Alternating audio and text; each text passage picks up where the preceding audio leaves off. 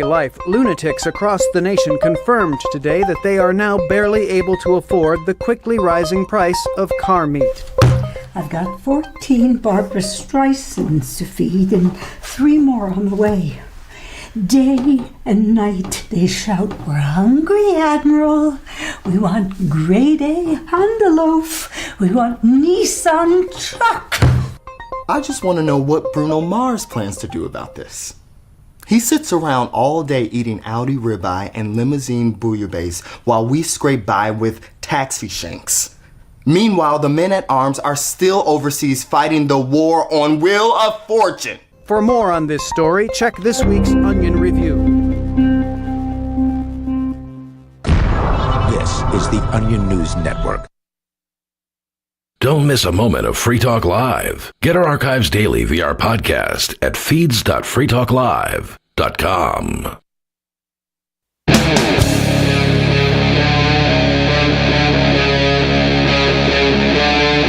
Free Talk Live.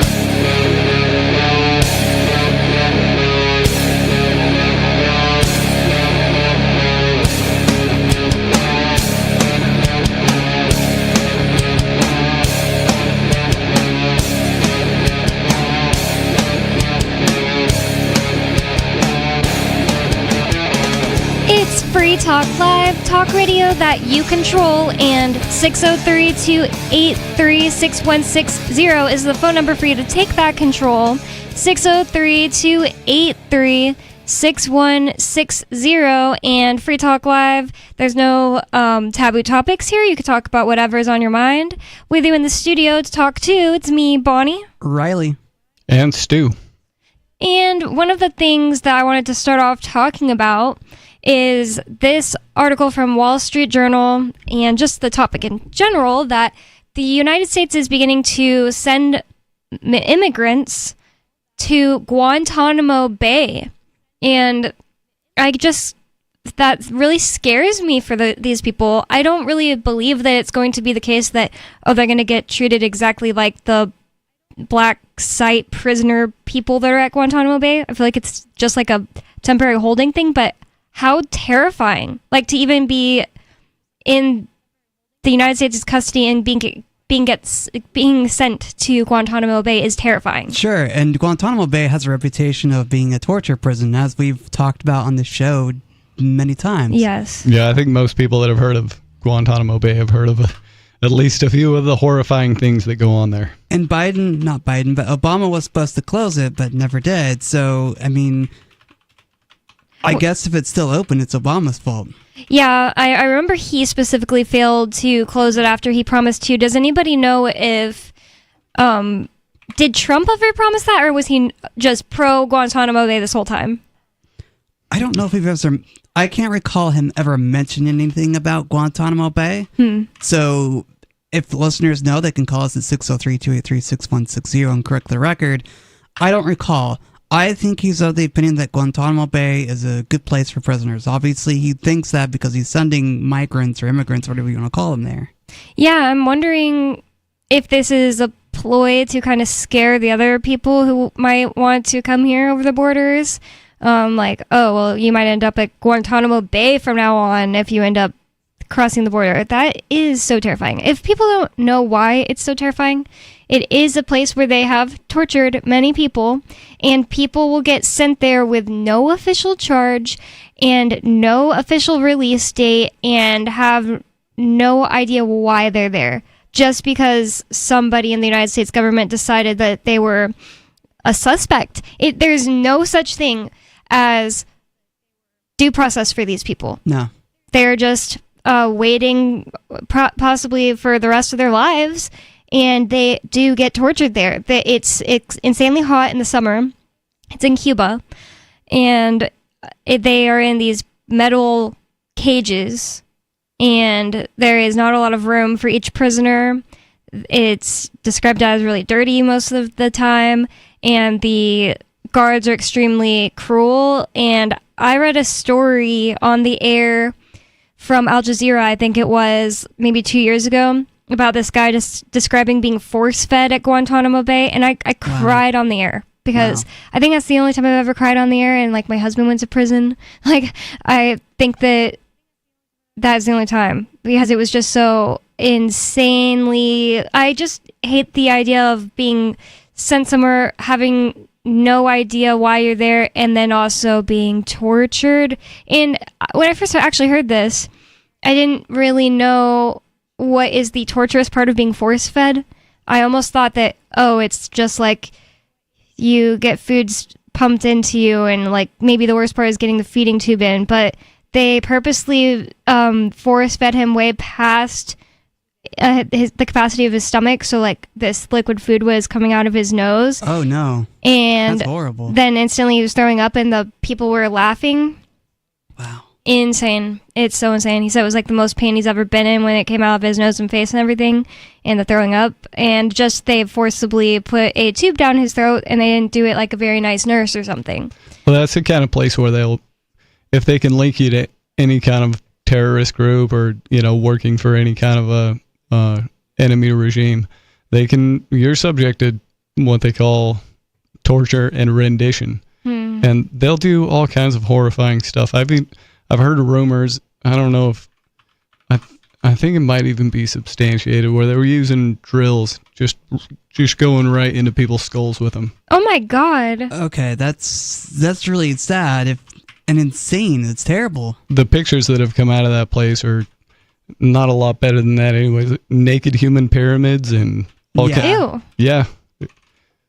That's really weird, and it sounds like a humiliation thing, like how those people... It's like a prison experiment fed to the maximum. The joys of being a prison guard is you get to torture people to the maximum if your prison warden or your head guard gives you the permission to, and people will carry that out. Yeah. If you want to be a psychopathic torturer and harm people, the best job for you to get is a prison guard, whether Guantanamo Bay or not. But right.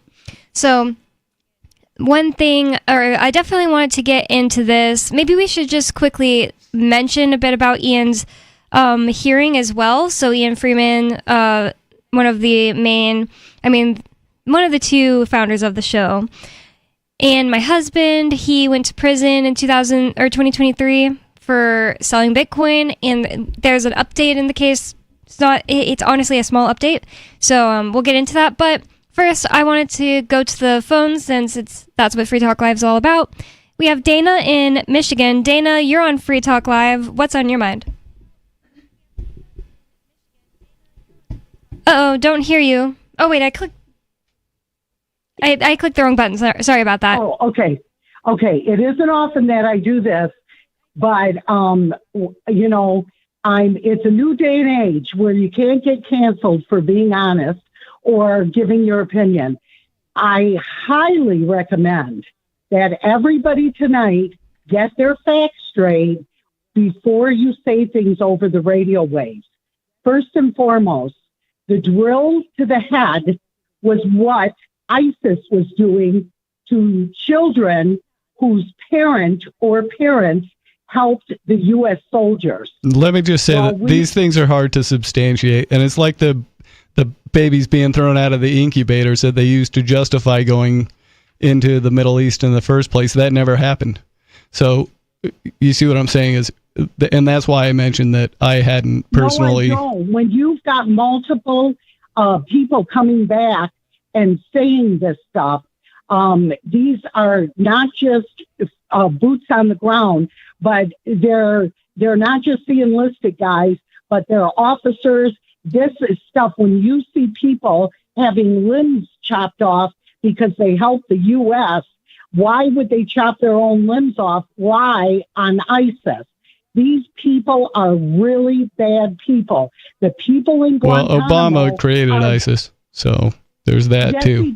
Yes, he did. So I'm gonna forgive you for the comment about the drill, but the drill was used on children. They drilled in their legs, their bones. They did it through their skulls, and they did it before they killed the parent, usually a man, the father. They killed everyone in the family before him, so he would suffer the most extreme emotional pain before they tortured him to death.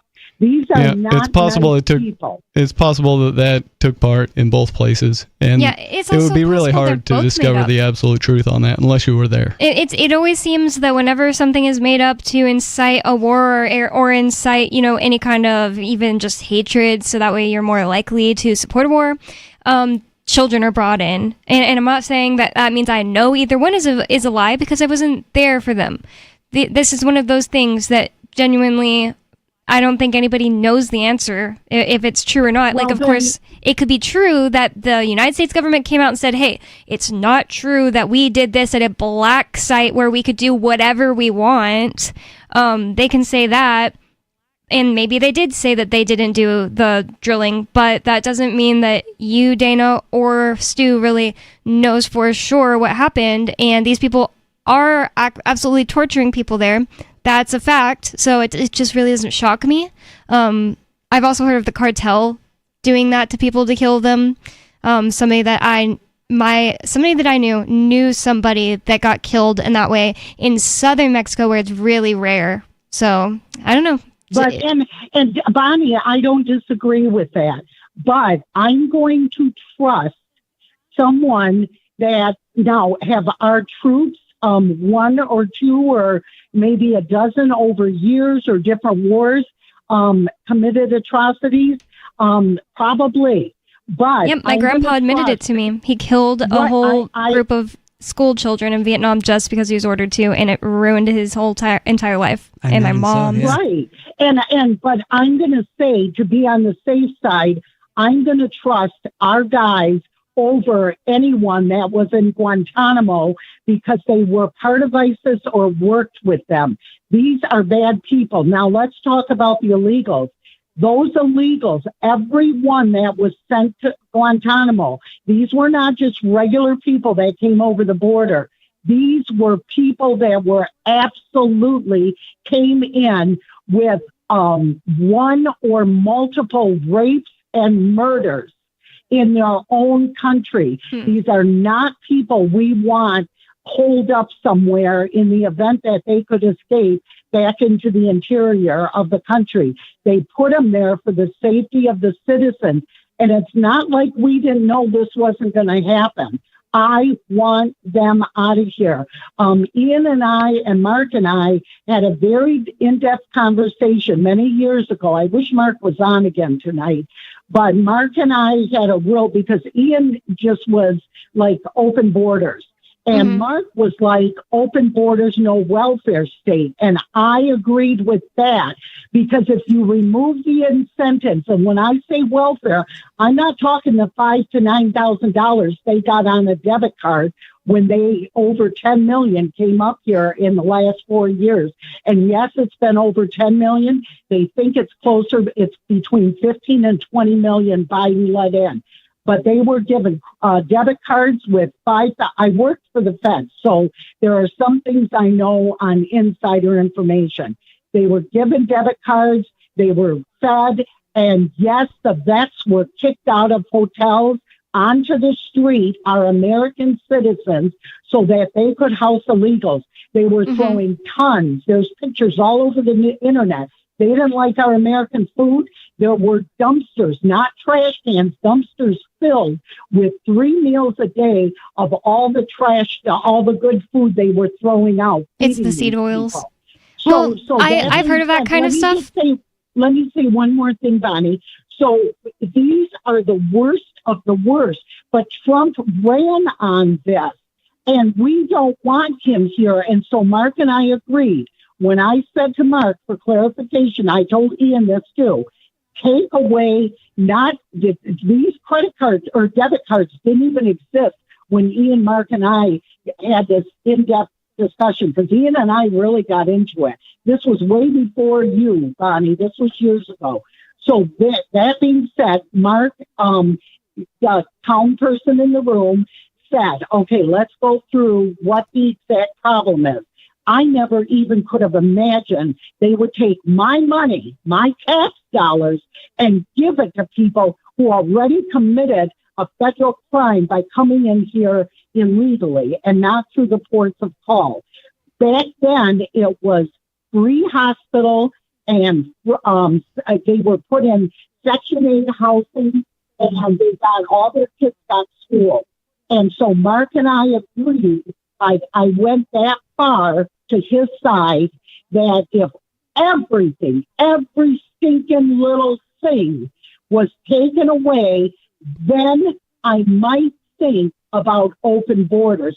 And that includes the charitable food trucks that all these churches, they have food trucks in their parking lot. And I know my particular religious denomination does this overwhelmingly. They're probably one of the biggest feeders in the country to poor people. But it's not the poor people in the church parishes that are coming, nor is it even other denominations poor people. It's the illegals that are coming.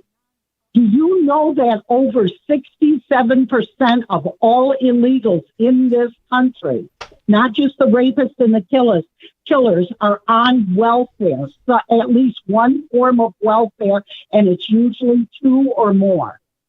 That's what I've got a problem with. I think that's that pretty much sums it up. The problem isn't immigration. The problem is all these strange government incentives that get put in place. Yeah, I feel the same way about white people. I don't have a problem with white people. I have a problem with the ones being on welfare not doing any kind of their heroin, their cocaine, their drugs, not doing any kind of productive jobs, being, on the dole of other people.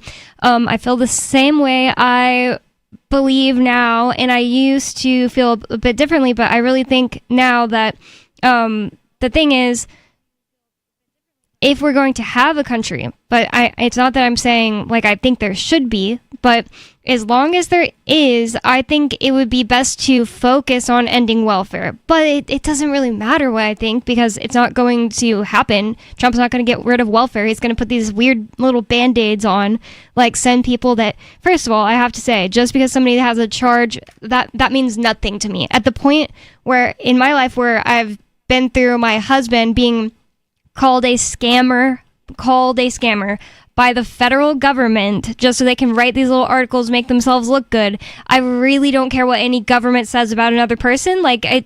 Unless there is some kind of proof you can actually pull up somewhere, I'm not just going to say, oh, well, these are bad people. These That's are right. 30,000 bad people. Until they do a bad thing, that you need stopped, it's really kind of, it's just hearsay. And that's what due process is all about. Cops aren't allowed to punish people for something that they're suspected of doing. They're supposed to be presumed innocent. And the thing about it is, I really think that there are some bad people who are in a situation where it's easier to escape the spotlight, like cockroaches don't want to be in the light, by coming to the United States, because of the fact that they're getting treated it's so strange. They're getting treated so specially, and I didn't know about this stuff, because the thing that's weird is I dated and married an illegal immigrant, and he not only just wasn't on welfare. One time we thought about it, and I looked into it for him, and it was going to be impossible to sign him up for anything. There are these specific things that people are getting brought into the country with That's these deals. Right. And if the government, if one of these NGOs came to the American government and said, give us some poor people, we'll relocate them in another country and pay for them to have a nice existence there, then I'm sure the U.S. would be like, oh, cool, we got some people we'd like to get rid of, and they, wouldn't be sending engineers and the smartest people. So the argument does make sense that, if it's government who's deciding who gets to take part in these NGO programs to relocate. My ex with a college degree, an insane work ethic, just like a normal Catholic dude that had no charges at all in his whole life. He just decided to come here because he wanted to make his own wealth and not rely on his family. It was really tight knit. He just wanted to do that, and so he came over here illegally. But I think the bigger problem is something I had no idea about until a bit before the election. I watched these documentaries about this one was specifically focusing on Haitians doing this, but they get dropped off altogether. They immediately walk from where they're dropped off to a job. they all go together in groups, walk to this factory and have this job already. It's so obvious what's happening, in my opinion, that there is like, I don't know what NGO means, but like these are non-governmental organizations, or they're like nonprofits, or it seems like that's what's going on. And one of the things is kind of like what Dana was saying. She said she worked for the feds and she has info on this. It sounds believable because in this documentary, this guy, and I'm not going to remember who it was, he was doing a expose about this city or town in Pennsylvania that just got way more Haitians than even already the people that already live there. And about how it went like really downhill because of the fact that like they don't know how to drive and they were just given cars, stuff like that. And so in that documentary, the guy interviewed a woman who actually works for the welfare office there, and she like is one of the people that's always been from there. She's born there and everything. And she said she can see in their accounts and she can see that they will get deposits of like $10,000. And she said she doesn't have the ability to see where it's coming from, so she genuinely doesn't know, but she can see their balances and like deposits into their like cards, whatever they have. It's so I used to think that the way that works is someone like so something like USAID, which has been in the news a lot lately, will get a big grant and they'll give it to a George Soros group, and this George Soros group will pay, they'll go to the Haitian government and say, we need a bunch of relocations to America. And why? Because that's part of how you destabilize a country, to make it susceptible for hardcore state communism. Wow. I do kind of believe that. So what I'll say about immigration and welfare is that I really don't care if a Catholic church organization or a Mormon church organization or a religious organization wants to bring people over or sponsor people to come over. What I have a problem with is what Dana was talking about, is the government stealing money from you and I and handing it to people who, haven't earned it or are just coming here and not doing anything with their lives. Mm-hmm. I kind of look at those as separate issues. You're being stolen from. Yeah. That's a problem. Yeah. And then to say that you have a problem with how the plunder is used doesn't make any sense. It's plunder. Obviously, they're not going to use it well. Yeah, I can see where you're coming from on that. I would think that, ending a welfare system from the government side would be the best thing, because we're obviously being stolen from.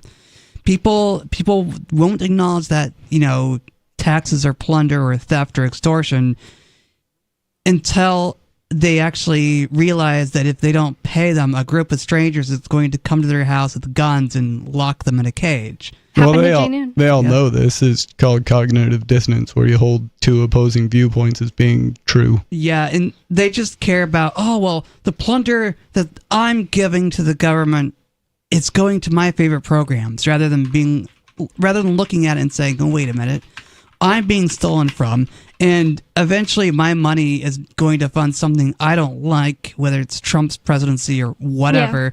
Yeah. Well, it's just that they don't want to admit that they're scared of the thugs. Yeah. And so they're willing to say things like, "Well, what about my roads?" Yeah. In order to act like they actually believe this crap. I actually think but I don't think anybody believes it.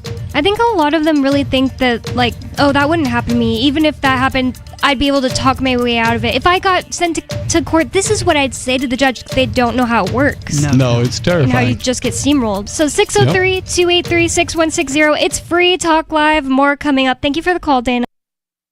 Join liberty-minded voluntarists, anarchists, and libertarians from June 13th through the 16th for the 8th annual Fork Fest at Rogers Campground in the beautiful White Mountains of New Hampshire. Fork Fest is a fork of the Porcupine Freedom Festival, which has sold out in recent years. Fork Fest happens the weekend before the Porcupine Freedom Festival. Fork Fest is decentralized, which means that there's no ticket cost and no one is in charge. All you have to do to join the fun is reserve your camping site, RV site, or motel room with Rogers Campground for June 13th through the 16th. You can find out more at the unofficial website, forkfest.party. You can also connect with other attendees on the Forkfest Telegram and Matrix chat rooms, as well as the Forkfest Forum. You can find links to those at forkfest.party. We hope to see you there June 13th through the 16th. Forkfest.party. From Feature Story News in Washington, I'm Nina Moret-Potts for the latest world news. Elon Musk has defended his mission under the Department of Government Efficiency in a press conference in the Oval Office, flanked by his toddler son and US President Donald Trump.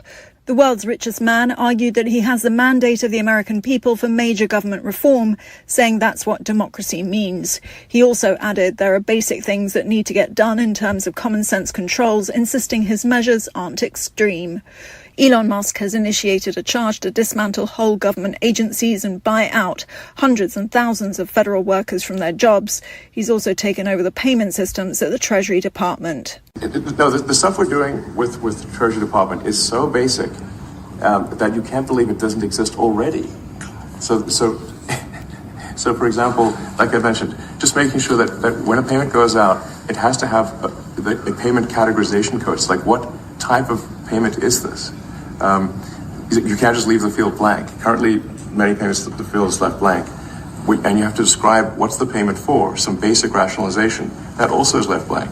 Israeli Prime Minister Benjamin Netanyahu has said the ceasefire in Gaza will be off the table if Hamas doesn't release Israeli hostages on Saturday. Hamas had earlier said it would not release 3 hostages as planned because it accuses Israel of breaking the ceasefire. Benjamin Netanyahu has also warned Israel is poised to return to intense fighting until Hamas is crushed. Meanwhile, US President Donald Trump says he doesn't think Hamas will make the deadline, earlier saying, "Let hell break out if Hamas doesn't release all hostages." Jordan's King Abdullah has said his country would take in 2,000 sick Palestinian children from Gaza, signaling new openness to a plan by US President Donald Trump to resettle the residents of the war-torn Strip. Speaking to reporters during their meeting at the White House, President Trump asserted again that the US will have Gaza, citing US authority to claim the enclave.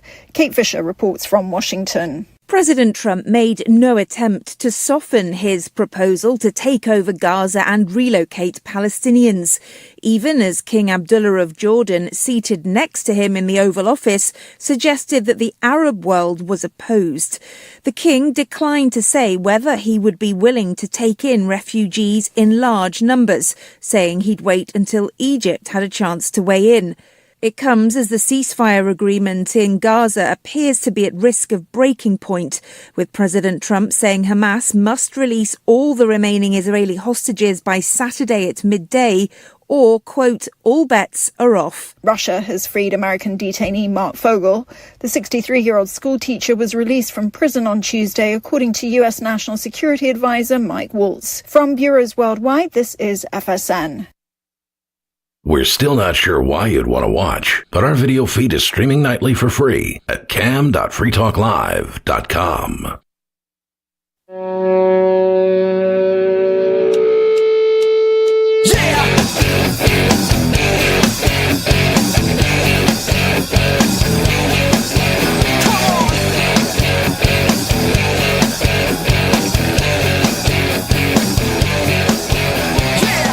It's Free Talk Live, talk radio that you control, and 603-283-6160. That's 603-283-6160 is the phone number you can call to bring up whatever's on your mind, have a conversation with us. You can change the topic, you can tell us what you think about what we're saying, tell us we're wrong. It doesn't matter, it's up to you because it's Free Talk Live, and that's 603-283-6160. And I'd like to thank High Flyer for being an amplifier with us here at Free Talk Live. That means that High Flyer went to amps.freetalklive.com and signed up to support the show. AMPS stands for Advertise, Market, Promote, and Support. Thanks to High Flyer and everyone who supports us. And again, that's amps.freetalklive.com if you'd like to check out the perks and benefits of becoming an amplifier. And with you on Free Talk Live tonight, you've got me, Bonnie, Riley, and Stu. And we already have a caller on the line, so let's go to the phones. Greg in New York, you're on Free Talk Live. What's on your mind? Hey, everybody. Yeah, on my mind, we have a very interesting government now that in different ways shows how much they are taking power. So I just, I have a few questions. Let's start with California and like the water was released I found it interesting because the people in California say that it's a stunt, meaning the water was released in the north. It didn't really reach LA. What does that mean, that the water was released? Oh, Trump made an order for the Army Corps of Engineers to release water. And the water was in the north of California, and then it flowed south to soak some lands. But California was planning to use it for farmland later on during the summer. And in any case, it doesn't help LA because it doesn't reach LA. And even if it did, the water level wasn't the problem. Wow. It was pressure in the hydrants. But my point is this. There are three levels. There's the city, the state, and the federal government, right? So who should be in charge of the aquifers? Because it is a big sort of publicly shared resource, right? So who should be in charge of it? Well, definitely not the feds if it's Northern California to Southern California. Yeah, it shouldn't be the feds, I think. But I think maybe it should be the state because sort of all the cities and people in the state are sort of like coordinating together, and they need some sort of way to decide what to do with that water. That would be my thought. What do you guys think? Do you mean more states than just California? No. I'm saying if California is a state and they band together, they should probably have a way to decide collectively what to do with that water. But if there was no government, how would anyone decide? Yeah. If there was no government, then it would just be whoever's property it was. Like, was this water collected in a certain area? Stuff like that. You'd just be required to get water for your own needs, however you get it on the market. Or cooperating. But what about the big public projects? Yeah. Like big public projects, infrastructure, like Rome made the aqueducts, right, and the public baths or whatever, even back then. Like right now, if there's huge, cubic meters of water, like huge amounts, like how would the private property system work to divide it up and stuff? If you're saying just if this already existed and then we just went private one day, who would get it? I would think that anything the government owned would be auctioned off or something like that. In the case of if we just suddenly today, bam, government disappears and everything's going full private, that sounds like the best. That's just like one option. That is a good question though, because if it goes that way and then the decision is left up to Nestle, then human lives become real cheap and you have a problem on your hands. So it is a good question. I would think that there's a way to solve it voluntarily without overriding the consent of anybody. But it might take a little bit of, thinking about it. Well, I don't think that it would mean that like all water possible would be up for auction and Nestle would be able to buy it. It would be like, this is one little area where there was a bunch of water saved up for some farmland, and it could even be split up. It would depend on who was in charge of letting go of it. Probably the people who worked the most closely with it would make the most sense. And if they abandoned it, that's a whole other problem. Well, Nestle did buy a bunch of lakes in India and dumped stuff in it. And then they also in Michigan, Nestle was sold like millions of gallons. Is that during a free market system? It's kind of like, I hate when people are like, hey, listen to this thing that a corporation working with the government did today. And you're acting like that's some kind of like, oh, bam, how are we going to have free markets now? That happened during government. Well, the only way you get a situation where a quote unquote private corporation like Nestle is able to even have such an ambition as buying up all the fresh water in the world, you could never have that size of a monster exist without special government permissions in the first place. That's true. I think that government and I'm against both governments and corporations, but given that they exist, right? I'll give one more example. So in Honduras, before any of the private cities, whatever, in the 1990s, you guys could look it up, there was privatization of water. And basically people protested a lot, but it was privatized, and I guess corporations were able to buy the water. And probably prevent people from collecting rainwater and doing their own method, well digging and stuff like that. And again, it's not in some kind of a free market vacuum. Like you just said, it was corporations bought the water. So, I mean, it's not really like the question you asked at the beginning. Like, if we went, bam, free markets overnight, like, I'm assuming in every single category of life, not just water. See what I'm saying? Yeah. I guess. Yeah. Like, It's all pretty hopeful thinking, though. I'd have a really hard time imagining this modern world giving up ideas such as corporation. Yeah, I think the thing is that even if we got rid of governments and corporations, I think that these small organizations would band together, and eventually we'd end up back at having large organizations. And even if we don't, I don't think they could grow that large without, without the biggest gang of thugs in any geographic area supporting them. Well, what if they do? I don't know. What if Bill Gates or BlackRock just attracts a lot of pension money, and then they go buy a lot of farmland or a lot of stuff? Yeah, that's an interesting question too.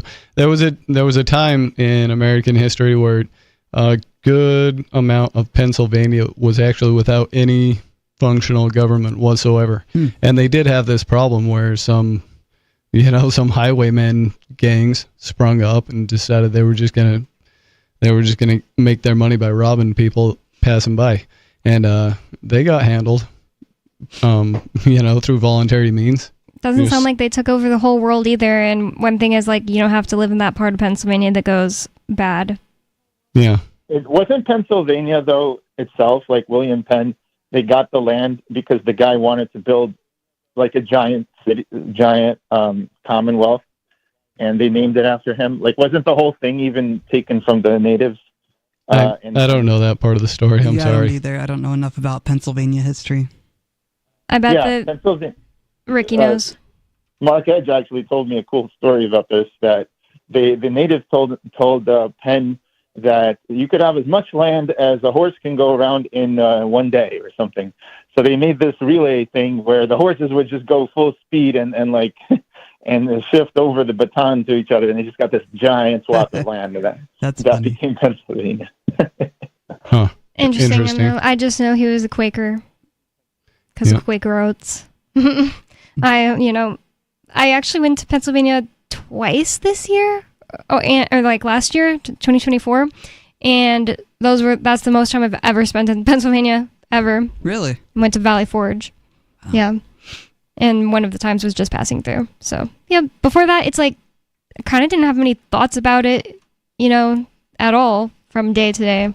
And I've definitely never really been interested in the history, but I feel like almost all of the land was basically stolen from somebody. But at the same time, a lot of the time you go to find out that this tribe people say that land was stolen from didn't even believe in property rights. That's right. They didn't really. They were nomadic people. They just believed that the land belonged to itself. You can't own you can't own a piece of the earth. It was a ridiculous notion in their mind. One group that I know was beginning to make things that were resembling property rights, at least, were the people who built the longhouses. Oh, I'm forgetting what they're called. It was like 5 Nations, and it was in New York. I really think that they were on to like creating a really good society, because they were creating kind of like organizations between tribes that were warring. They stopped warring because they would meet at a longhouse, like just a longhouse, and they'd have a representative from each of them and talk things over instead of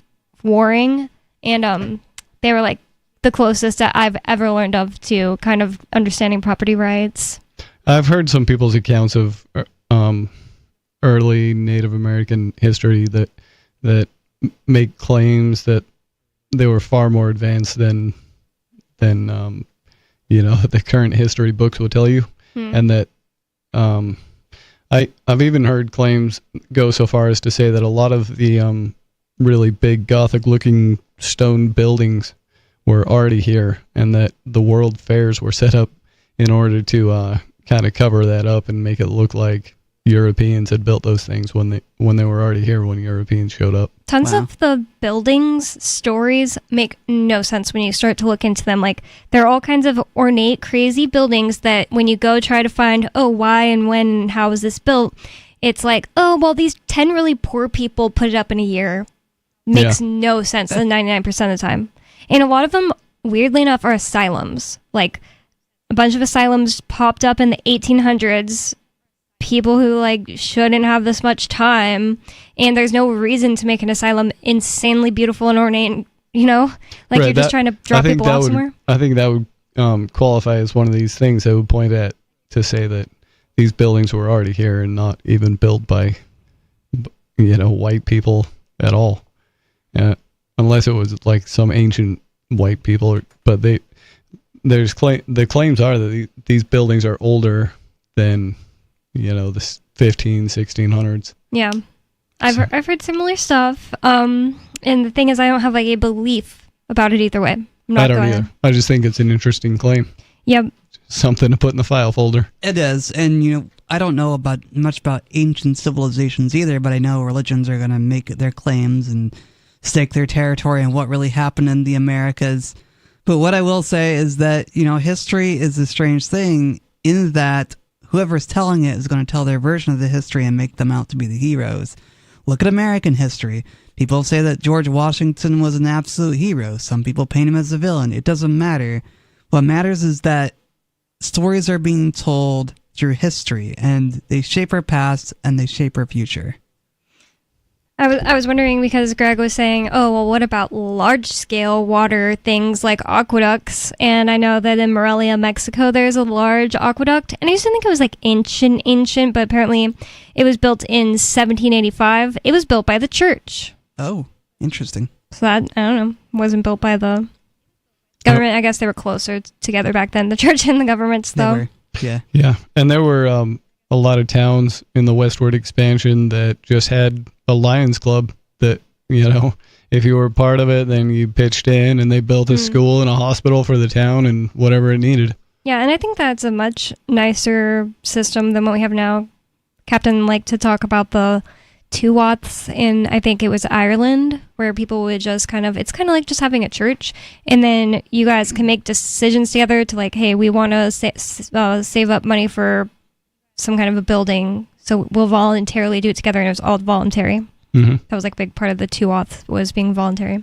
Yeah, and if you're not being stolen from, I think a lot of people would be surprised to see how much a small group of people can get done together. I think it matters so much less to call us and ask us, hey, how do you think this would go down? And hey, here's why I think it wouldn't happen that way. It's so much less important than, is there a way for this to be non-violent and coercive and like this life we live? Of course there is. Yeah. People need to have way more imagination in that regard. There has to be a way for things to be less violent than they are today. So I think a lot of people like to call into the show and ask these kinds of questions to get us to think and get the listeners to think. Maybe they don't have a solution themselves and are curious what we think about it. But the reality is we can only theorize right now because we haven't really tried it yet to see how our water rights going to be solved, how our power rights going to be solved, how we're going to do X, Y, or Z. But the fact is, let's use our imagination. Let's use our abilities to think outside the box and come up with solutions that are voluntary and not coercive. That's right. I think, if you even have one other friend that you can sit down with for an hour or two and just discuss it, I bet you can come up with at least 3 or 4 good ideas. And then you can start running those ideas past other people and see what they think.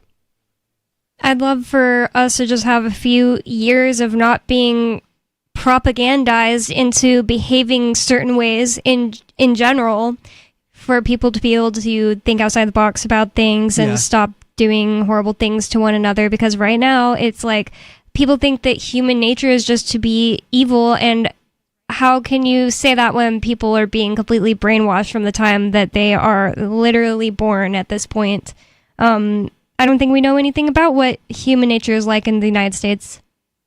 I don't think so either, because it's never really been tested, because we have had this propaganda experience from, you and I Stu are, I guess, about the same age. Bonnie's younger than us. But, you know, from our lives beginning on this earth, we've been told this propaganda about America, about the world we live in, and, you know, a spiritual idea that, you know, we're supposed to believe in because it's the one true way. And so we've been propagandized since birth. Like, Bonnie, you were saying that we've been propagandized since birth, and so we don't know what our nature is going to be like without propaganda. Well, I think that might be one of the most distinguishable characteristics of what a human is that they're highly programmable. And they'll just repeat the programming that they're fed, and that's why especially in the things that happen in the first 3 years of a human's life really shape the way their life experience is going to play out. That's a really good point. That I don't know anybody who's just like 0% programmable. One person that just shocks me with how young they were when they started questioning things is Chris Wade. Sorry, Mr. Penguin. He's always like, yeah, when I was in 4th grade and they made us do this, I was like, this makes no sense. Why are we doing this? And I'm just like, that was not me. When I was a kid, I was just like, yeah, listen. Yeah, I'm going to go along with your rules because, you know, whatever. That's what I was told to believe. I genuinely believed it was right to follow rules. And I remember being I was somewhere between that and Penguin in that I saw the way around and I was quick to go for it. And then but I always felt like I was doing something wrong. Yeah. And so I didn't figure out until later that I was just being abused, and it was all, you know, it's mental programming, and not for the better. It doesn't leave you in a good spot to make critical thinking choices and to have the confidence and skill set to navigate this life.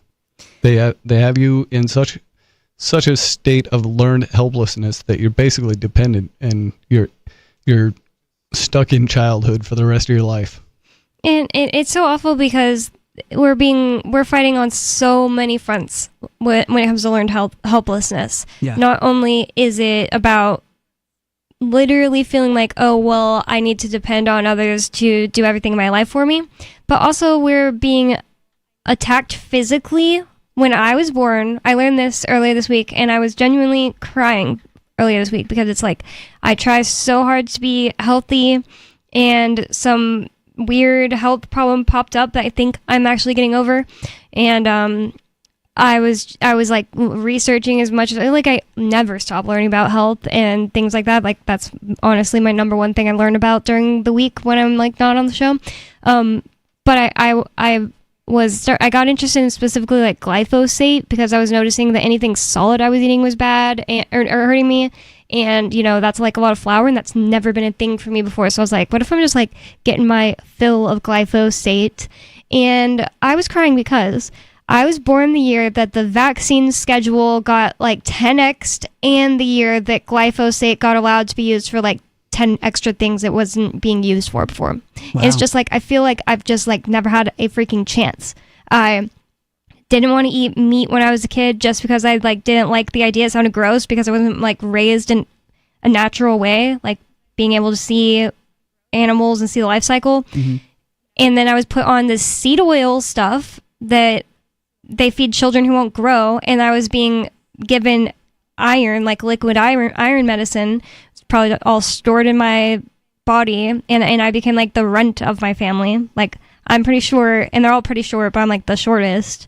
But what did I say all that for? Yeah, we're fighting on more than one front. It's like if you feel sick all the time and you feel like, oh, I need this and that to feel better, I need to like go to the doctors and do exactly what they tell me and not question anything, that's also learned helplessness. Yeah. And we're just being attacked on so many fronts, and one of the best things to fight against it is just knowledge itself. Right. And well, add a disability to the mix, and then it becomes more of this learned helplessness in a way, because, well, you have this disability that you're working with, and it's nice to have people around that you trust to help you if you have a problem. So, you know, adding a disability to this learned helplessness does make it a little hard to fight the battle. Wow. It's really impressive for somebody like that to not just be, oh, I just get everything I need from the government. Yeah, I agree. So, yeah, I feel like we were saying all that because we started talking about human nature, and public school absolutely nurtures this feeling like you need to be dependent on others, and feeling like the thing about like that they came up with the term learned helplessness to describe activity of rats in studies where the rats, if they know that there's any ability for them to get better, or whatever the situation is, like being locked in something or not being fed the right food, if they get like able to see the light at the end of the tunnel, like, hey, look, every once in a while we'll open this door and you can see that there's like way more field to run in over here.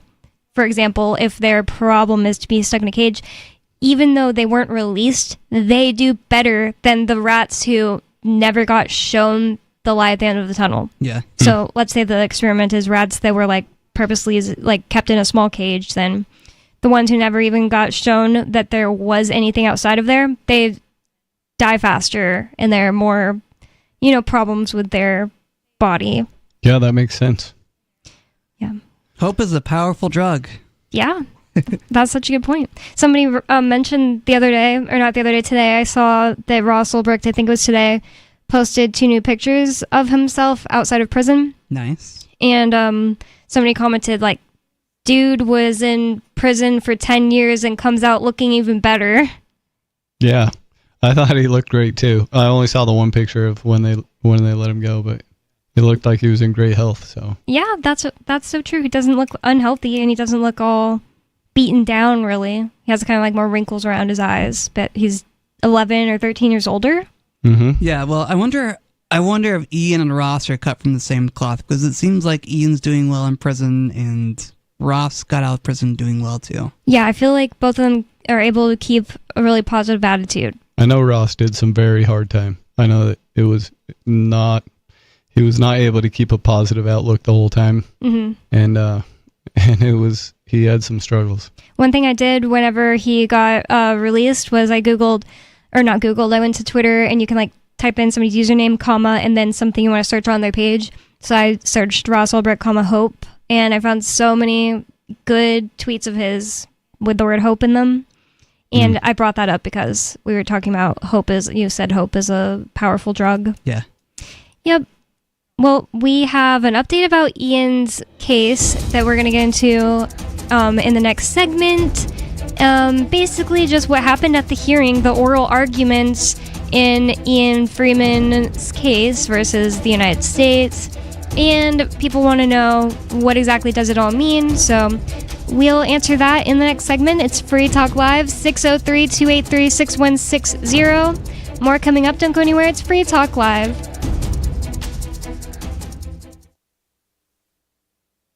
We have some good news. The indictments against Ross Ulbricht in the District of Maryland were dismissed with prejudice, meaning they can never be refiled. This is especially good because those indictments contain the only charge ever made that Ross engaged in murder for hire. This was a serious allegation that Ross Ulbricht denies. It was never prosecuted or ruled on by a jury, but was trumpeted by the federal government and the media as if it were proven fact. The Maryland court held these indictments for almost 5 years, poisoning Ross's case and leaving him under a cloud of unproven allegations. As explained in Ross's appeal to the Supreme Court, the fact that the judge used these allegations to give Ross a draconian sentence of double life without parole violated his Sixth Amendment right to a jury trial. Judges are required to issue sentences based on convictions decided by a jury, not unproven allegations never even charged at trial. Although this is a positive development, the dropped indictment will not set Ross free. Now, a presidential pardon is Ross's only hope of freedom. Sign the petition at freeross.org. freeross.org. Free speech is protected on the internet, right? Not always. Government agencies try to limit free speech and commerce on the net. Luckily, when they do, the Institute for Justice is there to defend your First Amendment right to free speech. IJ helped set the first federal precedent for internet free speech in 1999, and ever since has worked to prevent unconstitutional roadblocks in cyberspace. Visit our website today at ij.org. What if you want to hear the latest episode of Free Talk Live, but all you have is your phone, you forgot to download our archive, and you have no data connection? You can call our Listen line at 641-793-0191. That's a long-distance number, so you may incur charges. If not, listen as long as you want. 641-793-0191. The Free Talk Live listen line, 641-793-0191. The latest episode of Free Talk Live continues with Hour 2 up next after the news here at listen.freetalklive.com. From Feature Story News in Washington, I'm Nina Moret-Potts for the latest world news.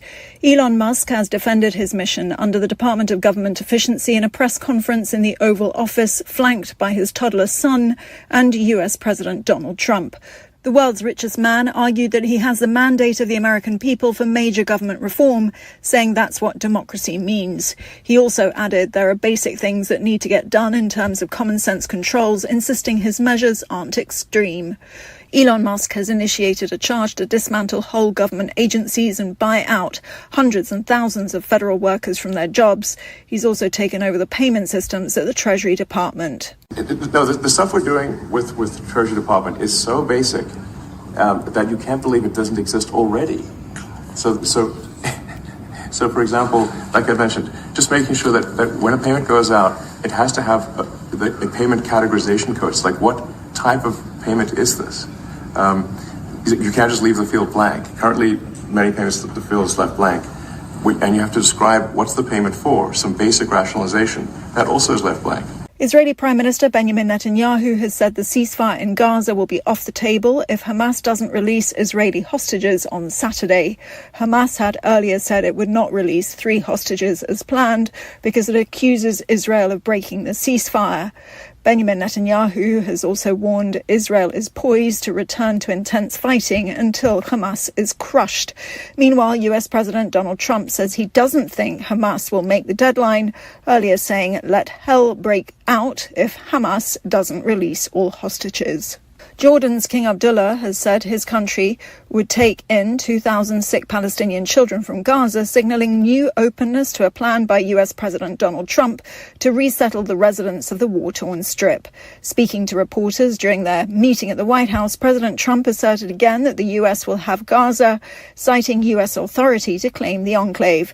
Kate Fisher reports from Washington. President Trump made no attempt to soften his proposal to take over Gaza and relocate Palestinians, even as King Abdullah of Jordan, seated next to him in the Oval Office, suggested that the Arab world was opposed.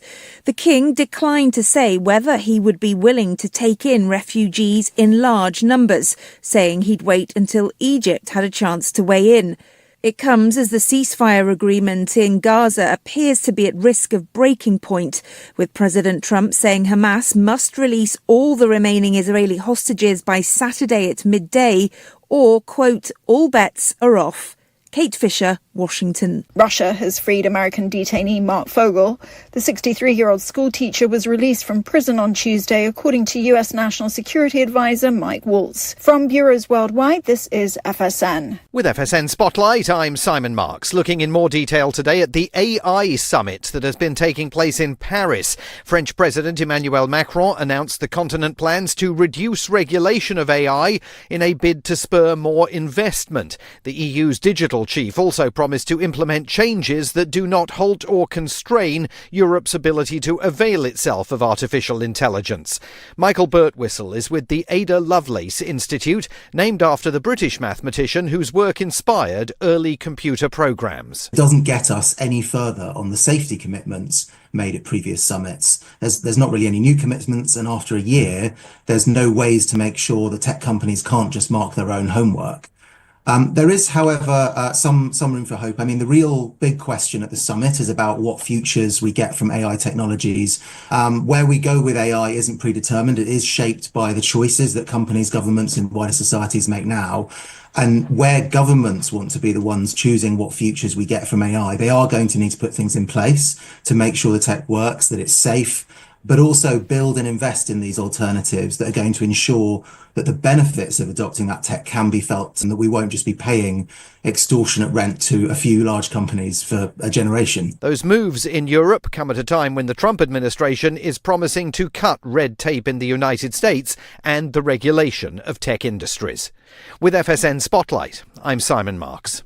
And a reminder now of the hour's top story. Elon Musk has defended his mission under the Department of Government Efficiency in a press conference in the Oval Office, flanked by his toddler son and US President Donald Trump. The world's richest man argued that he has the mandate of the American people for major government reform, saying that's what democracy means. And that's the latest world news from Feature Story News. I'm Nina Maria Potts reporting. Officials at PepsiCo announced today the upcoming launch of Mountain Dew Cineblast after the company's market research team unknowingly fell victim to a malicious focus group that convinced them cinnamon-flavored Mountain Dew was the next big thing. The people in the focus group, they couldn't get enough of it. And then they said, the more cinnamon, the better. So we are going to put in more cinnamon. We are really excited for people to try this product. According to PepsiCo's data, all gathered from a single group of ill-intentioned respondents, customers of all ages will love the new soft drink's murky brownish-green color and will soon be lining up to try the carbonated beverage jam-packed with ground cinnamon. Various members of the focus group told reporters they believed the company had made a great decision. Cineblast is the best. I mean, I can't wait to tell all of my friends to go buy this thing. Yeah. The only way they can make it better is if they took a couple of raw eggs, mixed them up in the bottle. People would go nuts. This is the Onion News Network. You can help spread the ideas of liberty with our Patreon for just $5 per month at amps.freetalklive.com.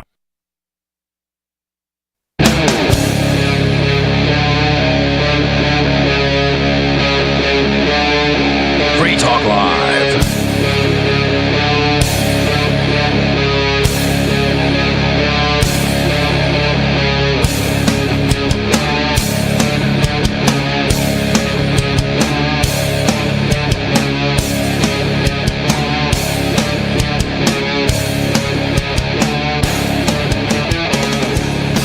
It's Free Talk Live, talk radio that you control. That means you can call 603-283-6160. That's 603-283-6160. And Free Talk Live is brought to you by LibertyMinded.com. Official Free Talk Live gear, like t-shirts and hoodies, are available at LibertyMinded.com. Plus, you'll find a unique collection of cool and funny liberty-oriented clothing at LibertyMinded.com. That's LibertyMinded.com. And with you on Free Talk Live tonight, you've got me, Bonnie. Riley. And Stu. And we have a caller on the line, so I'm just going to go ahead and answer their call before we get into any of the topics we are going to discuss here tonight. Unscreened caller, you're on Free Talk Live. What's on your mind? You know who else didn't give due process? Your mom? To his victims. When he tried to hire a hitman. That's But, so that's dumb. not really what I Wow, talk what about. a dumb, what a dumb True, though. comparison. Did he give his victims a chance to testify? I don't think you know what due process means. It means you're going to do something to bring charges against somebody and doing it in the accepted ways to do it, not like murdering. Like, oh wait, you have to give due process before you murder. And plus, there are no victims because that didn't happen, and there's never been any proof that happened. So, good night, Skeeter. And he's not talking about Ian for any listeners. He's talking about Ross Ulbricht. There's unsubstantiated claims made by the government to poison Ross's case that they did not bring charges up against him for. They totally would have because they wanted to throw the book against him if they actually thought they could win. So have a good night, Skeeter. Yep, that guy just wants to call and spread lies about people. And plus, it doesn't really matter because, Ross Ulbricht is pardoned, so why bring it up time and time again? No, I think he's just jealous of people who actually do things in the world. Probably. Well, it just sounds like something Skeeter would be jealous of. So, in the last segment, we told the listeners we were going to give an update about Ian's case. And so, Ian Freeman, my husband, founder of this show, he had a hearing in his case on the 5th. It was Wednesday. And I attended it, and there were probably about 25 people there supporting. I wasn't able to go, but there was a live stream of the proceedings on YouTube. Yep. So I was able to get audio from that, and I'll be talking about it on my podcast going out shortly. Oh, nice. So we made a big enough of a showing that Jacob Hornberger from the Future of Freedom Foundation said that he thought it was enough people to make kind of a statement to the judge, so really good to know. It was a much smaller seating area than the courtroom in Concord, if anyone listening knows what I'm talking about. So it was like 25 people really was all that there was even room for, and one person was standing. Wow. So small courtroom. Well, in on top of the fact that there was all these like people there in these reserved spots, and Jacob Hornberger was saying he thinks that they were like either new lawyers because they all looked young, or students there to observe the whole thing. So Ian's case was first, and the thing is, when you're appealing things that you've been convicted on, you get a 3-panel. Maybe it's not always the same in every single district, but at least here in Boston, it sounded like there was just a panel of judges hearing arguments to me. Yeah, that's what I was saying. I was saying you get a panel of 3 judges, and so Ian's lawyers were on one side of the room, and the prosecution was on the other side of the room. Ian wasn't there, so that's one thing a lot of people are asking me. I thought he was going to be there up until like maybe a month ago. I was like, oh, I guess it totally makes sense. Like, why would they drag you out of court, bring you to Boston just to have you be there? But it's going to be his lawyers making the. I guess it like kind of does seem like, well, shouldn't you be allowed to say something for yourself? But no, I guess only your lawyers. So what do you do if you defend yourself? The reason they don't bring you out to go to an appeals court is that, as opposed to they do for a trial, is that you have a right to face your accuser, whereas he's already been convicted. I think that's the line of reasoning they use. If he was defending himself, do you think they probably would have like brought him in? Because like, if you don't have the lawyer, who would defend you in court at that point, or for your appeal, not defend you? If you were speaking for yourself, I don't know how that would work. Yeah, that just popped in my head for the first time, so I don't know either. Well, luckily he's not defending himself in this matter. It's pretty complicated. So what happened was the Ian side got to just go up, and I don't remember if they just instantly started talking or the judges just instantly started, okay, here are some questions we have. And from what I remember, they instantly started talking, and then the judges, while the lawyers were talking, were asking and bringing questions. And each side only had 15 minutes, but one thing people definitely should know, because they were just so shocked by that, and I was too, it really is shocking. It still seems like it should be longer, but the judges have had the appeal for months, and they've all looked over the whole entire thing, and they're expected to read the transcript of the case as well. So that's a really good thing, because when Jacob Hornberger from the Future Freedom Foundation looked at the transcript after he had accidentally, I guess you'd say, decided that Ian was a con artist because he heard that from the government, well, he read the transcript and he just said, wow, oh my God, oh no, this is an innocent man. Only from nothing but reading the transcript. When I first read Jacob's articles on his website, I was like, whoa, did he talk to Mark? Did he talk to somebody who sat down and explained everything to him in the way that we see it? No, he just read the transcript. It's like he was just there in the courtroom, but he wasn't. Even less like that, because, it's more easy to soak everything in when you're there, but he just read the transcript and he paid for himself, and he realized that Ian was an innocent man and wrote a 3-part article about it, which you can find at freeiannow.org. It's just on the front page. Nice. Probably the easiest way to go find that article or those articles. And Ian's case was absolutely ridiculous. It wasn't something like prosecution said, well, Ian did this. And then they, defense is like, are you sure? And they're like, well, maybe he didn't really. And then, it went like that over pretty much every single argument. And then when they got to the end, they're like, see, we said he did all this stuff, so that means guilty, right? Yeah.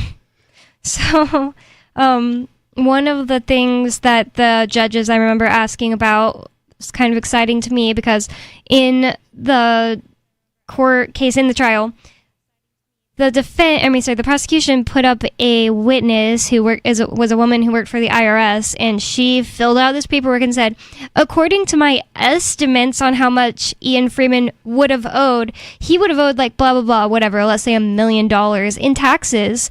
And Ian's lawyer, Mark Sisti, got to go up there and said, isn't it just as possible that he didn't owe anything if you had looked at it with all the information, since you're admitting that you didn't actually get to sit down and look at deductions and stuff like that? And she said, yeah, I guess it's just as possible that he didn't owe anything. And Mark Sisti just like sized papers down and walked away. It was like literally a mic drop. Yeah. Because that's how evidence works. You have to actually have evidence of the thing you're talking about, and not just making something up and realizing that it could actually also be the opposite of what you're saying. That's insane.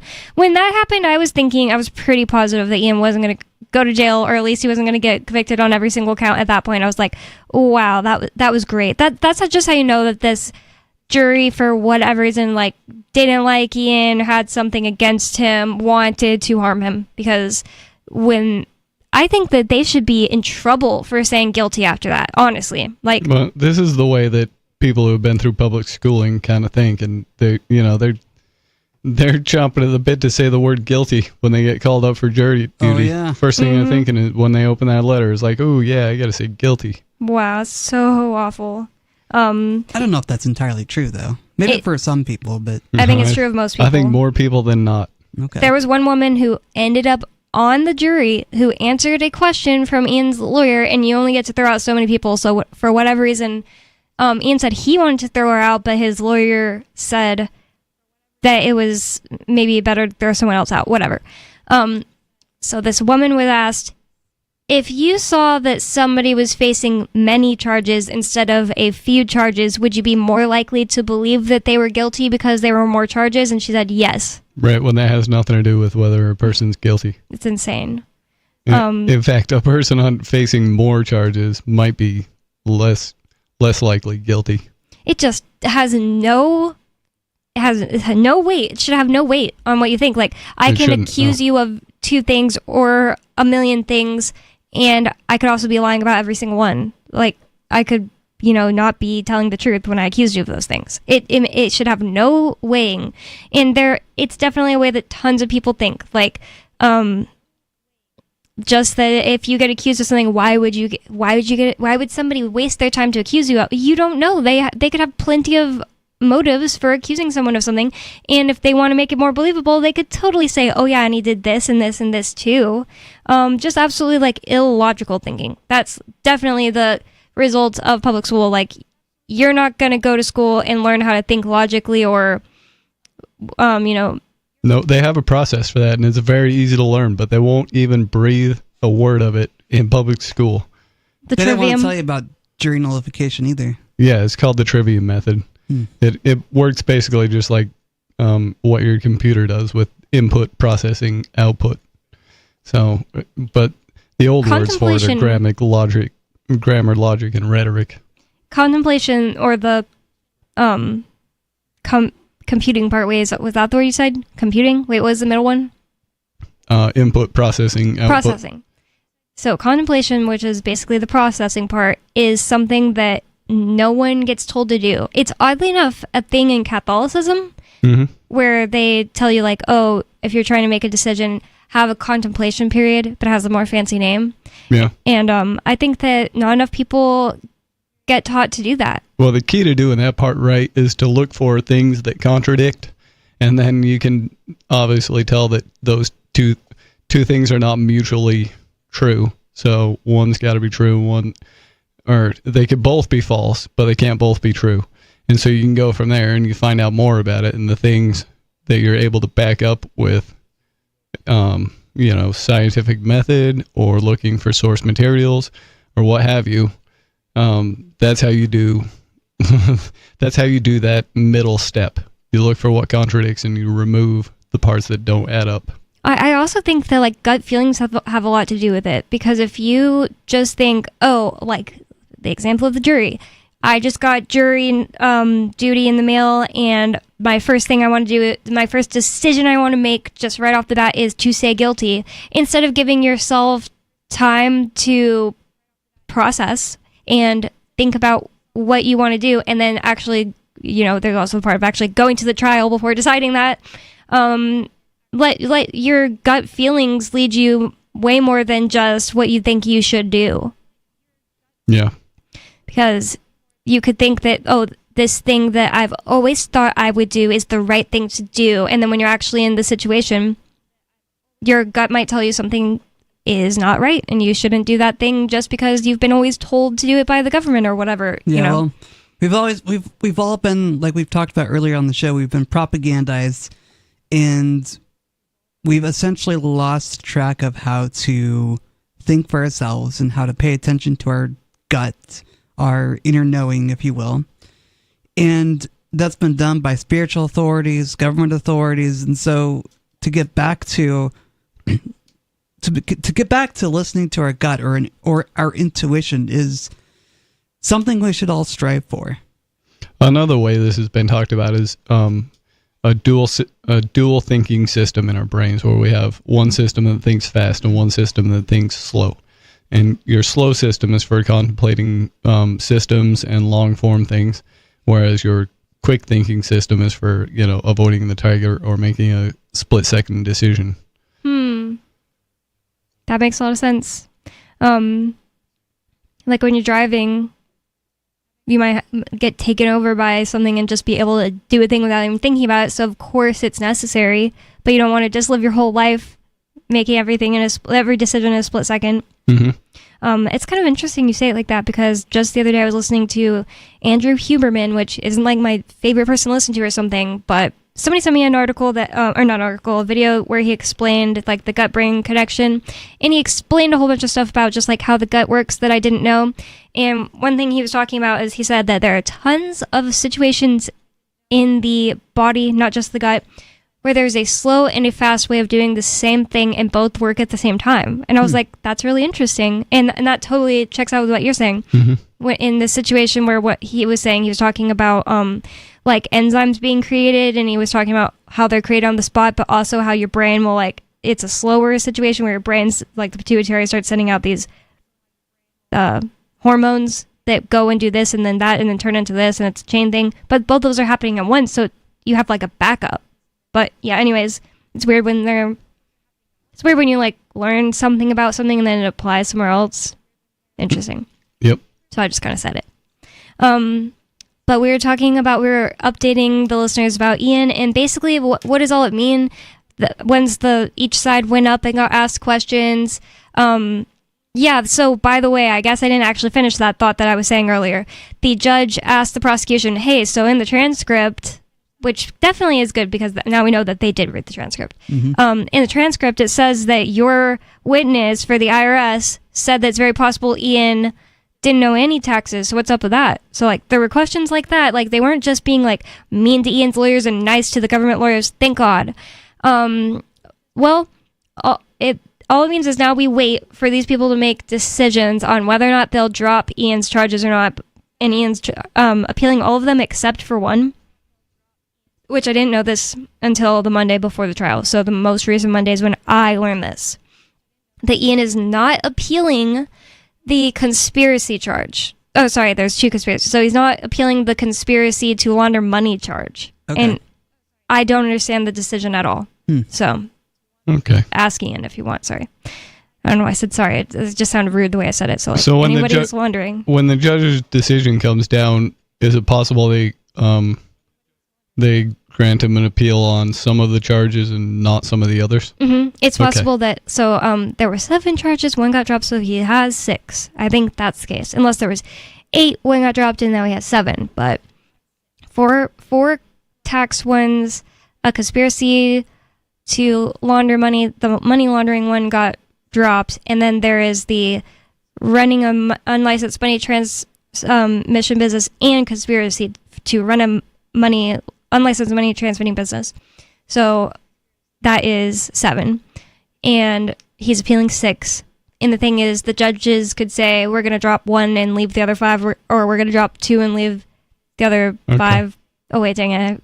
Both of those don't add up to 7. Not a good time to try to do math while doing the radio show. But yeah, they may decide to drop some and not others, though. And there's different ways it could pan out where they decide to drop some, and yet it doesn't affect Ian's sentencing. So that's unfortunate. Yeah. Because basically, let's say they just drop just the tax evasion ones. Well, the one that took the most time, gave him the most time in prison was the money transmitting ones, and the tax ones are just being run concurrent, and they're shorter sentences anyway. So I don't really think that would it would then get sent back to the same judge who sentenced him, and would that really weigh on him enough to where he'd want to change the sentence? It's possible not, but we also don't know that. Well, if this panel of judges wanted to allow Ian the maximum amount of leniency, what would that look like? Do we know? So there's two things. They would either say that they're going to send everything back to the judge for resentencing, or they will decide they're going to send everything to a new trial. Oh, that can be interesting. Okay. I don't even know if these judges are allowed to just drop it. Honestly, I'm not sure. I can't remember now. But if you go to the Future of Freedom Foundation and read what Jacob Hornberger put there, he made a video with his, as a longtime lawyer, professional opinion, but he doesn't have an opinion on what they're going to do. He was just saying, if this, then that, if they decide this, then that. He said it'll probably take them, what his guess is, like 2 months to make a decision at all. You said I could find that at Future of Freedom Foundation? Yeah. Okay. I think it's Future of Freedom Foundation. Keep wanting to add an S in there. And at the end, one of the judges said, well, we're going to move on to the next case, but can we have everybody that's not staying for these other cases and was only here for Ian to leave? And so we all got to stand up and leave together. So I really liked that, because to me, it seemed like maybe he wanted to see who all was there for Ian, and that was really nice. Yeah, it sounds nice that Ian got a lot of support, because, when it comes to these sorts of cases, I'm sure not a lot of people want to support a criminal or someone who appears to be a criminal. So it's nice to see that, 24 people went down to Boston to support Ian in his case, because it shows a level of, hey, this man may not be as guilty as we think he may be. Right. Like, they probably get tons of cases that they hear where there's no one there supporting the guy. He's just in his prison cell writing up appeals, with his lawyer. And I'm not saying that makes them less innocent than Ian. I'm just saying that it probably says something to him that this is different.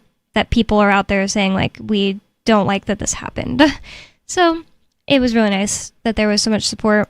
And Jacob Hornberger is just one of the best people I've ever met. He's like, oh, I wish he was my grandpa. I really like Jacob Hornberger too. There was some talk of trying to get the national LP to run him as the presidential candidate. Well, totally vote for him. I would vote for him too. That'd be really cool. I'd be tempted to break my spotless record of non-voting for a guy like that, because he is pretty good. He's awesome. He's very level-headed too, but his principles are good. Yeah, he's level-headed in the way that he never says, like, oh, all juries suck like me. Right. He is just like, well, we don't know what's going on in their heads. Like, he's very, like, giving people the benefit of the doubt kind of thing. Yeah, he's calm and polite. But even he, who always gives people the benefit of the doubt, said he looked at Ian's case and said he was being attacked and he's an innocent man, and it just seems like these prosecutors went after him with everything they could when really they had basically nothing, and it was shocking to him that Ian was found guilty. Yeah, the only logical thing that I can think of is that somebody had something personal against Ian, somebody with political power, because they sick the FBI on him, say go investigate this guy and get him on something. I don't care what it is. They've been quoted as saying they could indict a ham sandwich. Yep. So it doesn't. If they want you, they're going to get you. Yeah, and I think it's that kind of a thing. There's lots of talk right now during the all the stuff that's coming out about USAID, believe it or not, where people are saying, well, there's lots of evidence of the government saying find the man, then we'll find the crime, as opposed to find the crime and find the man, if that makes sense. That's like the saying that it's being said. Like, oh, we are going to find somebody and then pin something on him. It's Free Talk Live. More coming up. Is there still too much month left at the end of the money? I'm Holland Cook with the Inflation Hacks. Okay, you refinanced your mortgage back before rates went up. Walmart is now your grocery store and you're buying in bulk. But before you go there, you hit the dollar store. You went online to see how much your car is worth, and the app asked if the tank was empty or full. How else to make ends meet? On our blog, Kevin says, I've been trying forever, but this is what it took to quit smoking. He says he went to a hypnosis seminar and it worked. He says, I feel great. Though many ex-smokers gain weight, Kevin says these supermarket prices kind of help. And Tricia shares that she bought stock in an oil company at the beginning of the pandemic and it quadrupled in price. But she says, now I have to sell it to buy gas. How are you coping? Post your inflation hacks at andyoucanquoteme.com. From Feature Story News in Washington, I'm Nina Maria Potts for the latest world news. Elon Musk has defended his mission under the Department of Government Efficiency in a press conference in the Oval Office, flanked by his toddler son and US President Donald Trump. The world's richest man argued that he has the mandate of the American people for major government reform, saying that's what democracy means. He also added there are basic things that need to get done in terms of common sense controls, insisting his measures aren't extreme.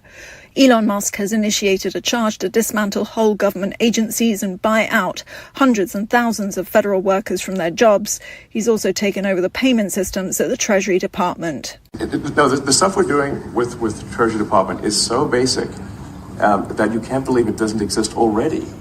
So for example, like I mentioned, just making sure that when a payment goes out, it has to have a payment categorization code. It's like, what type of payment is this?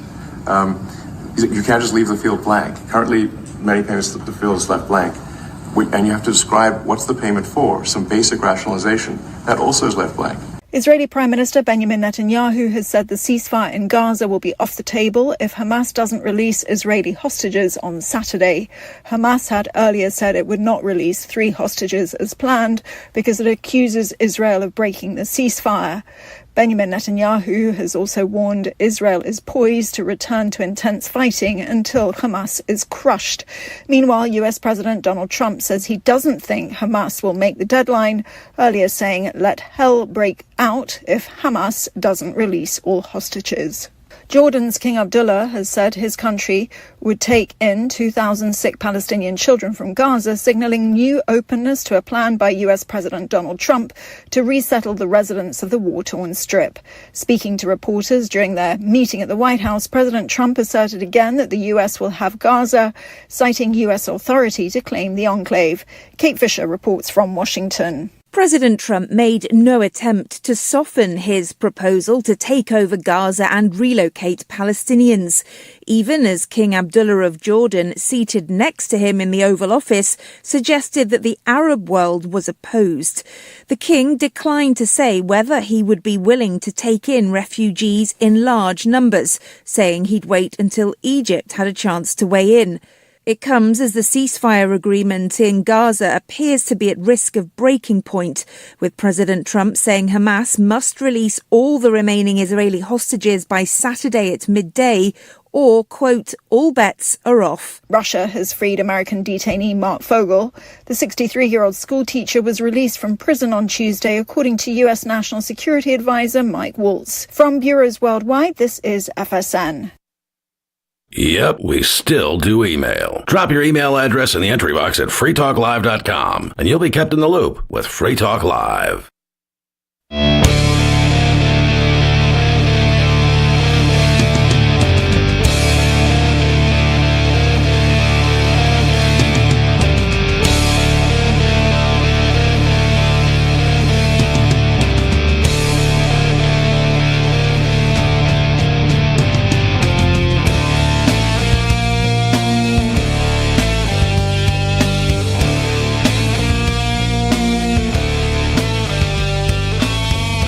It's Free Talk Live, talk radio that you control, and 603-283-6160 is the phone number here. That's 603-283-6160. And we've been podcasting since podcast began, but we're launching a new podcast anyway. Our new podcast is a 30 to 45 minute show releasing once a week, and you can find it at freetalkcast.com. It's brought to you by the same people who bring you Free Talk Live, and we'd love for you to check it out. The existing radio archive isn't going anywhere. This is just a new show designed from the start to be a podcast, so check it out at freetalkcast.com. And with you on Free Talk Live tonight, you've got me, Bonnie. Riley. And Stu. Oh, and while we're doing announcements, next week we're having a new person on the show, but a guest, but in studio. So he was willing to come and talk about whatever we're going to talk about for the rest of the show. So on this coming Saturday, the 15th, we're having Ben the Emo ANCAP, who is kind of popular on the internet for being the Emo ANCAP. And he is currently the candidate for chair for LPNH, since the Libertarian Party of New Hampshire needs a new chair, and they have a convention coming up for that. He's candidate for chair and the Emo ANCAP, and he was a I'd like to talk to him about when he was a candidate for sheriff. That's how I used to know him, and how he did kind of a similar to Arya kind of sheriff run. Nice. Less in your face, I guess. But it's Free Talk Live, and you can talk about whatever's on your mind. And tonight, the first thing we were about to get into, but we hadn't actually started yet, I want to know more of the facts about this, because, we have what Dana said was the truth, but the United States is beginning to fly migrants or immigrants. I don't know why. I just think I prefer the word immigrant. Why make a distinction? You're a migrant or an immigrant?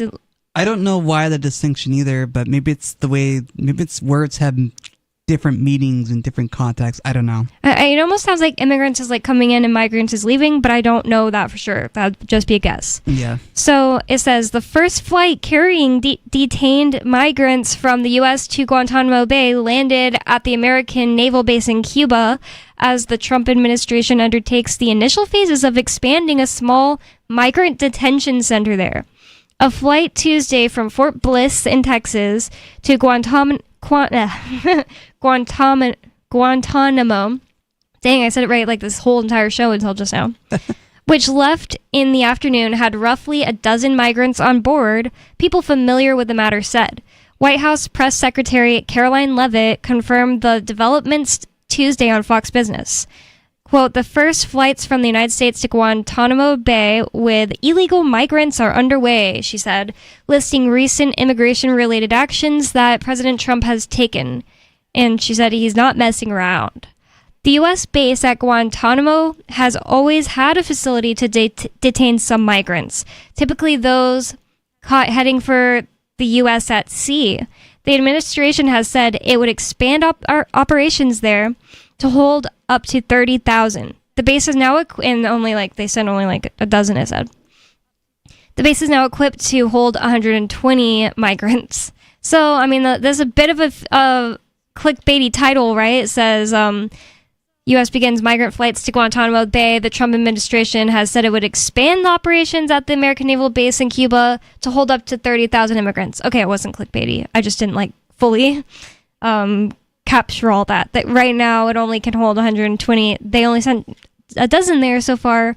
It already existed, and they're expanding soon, I guess, to make it be able to hold 30,000. It says Trump last week ordered the Pentagon and Homeland Security Department to construct a facility to contain the worst criminal illegal aliens threatening the American people, he said, at the White House. He made the remarks while signing a bill passed in response to a murder by a migrant who was in the U.S. illegally. The Homeland Security Department didn't respond. Okay, whatever.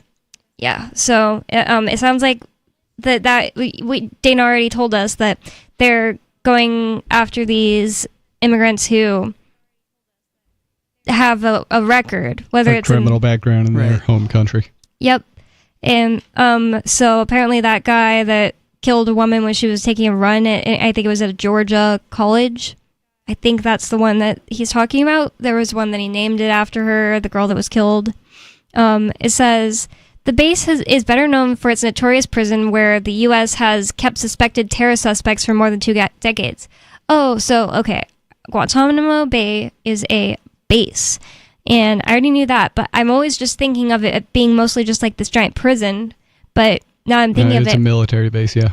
These people might be being held at completely different buildings, though.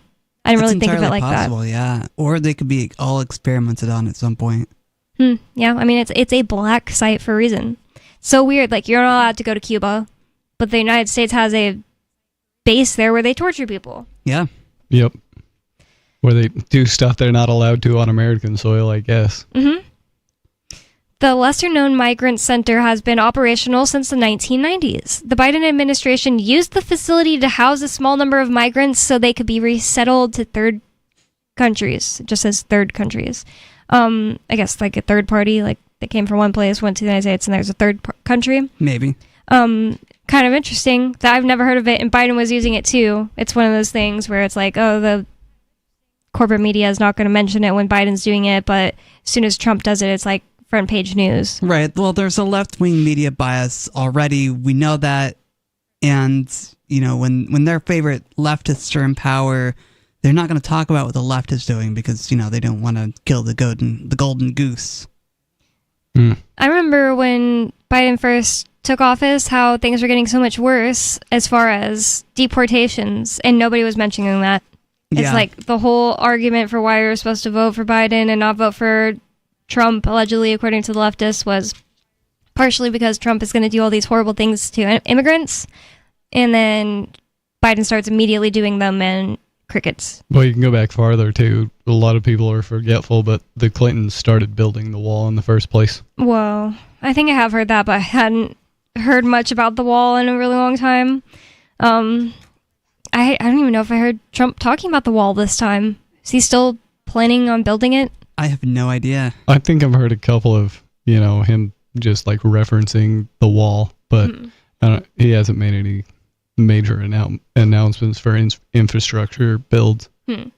I saw a little like anime somebody made, a Trump related anime, and you know they're fighting, and then they are like, all right, now I'm gonna pull out my special power that I have. And his was like, he did, you know, like some kind of hand signs, and like a force field comes around him, and then a giant wall pops up in front of him.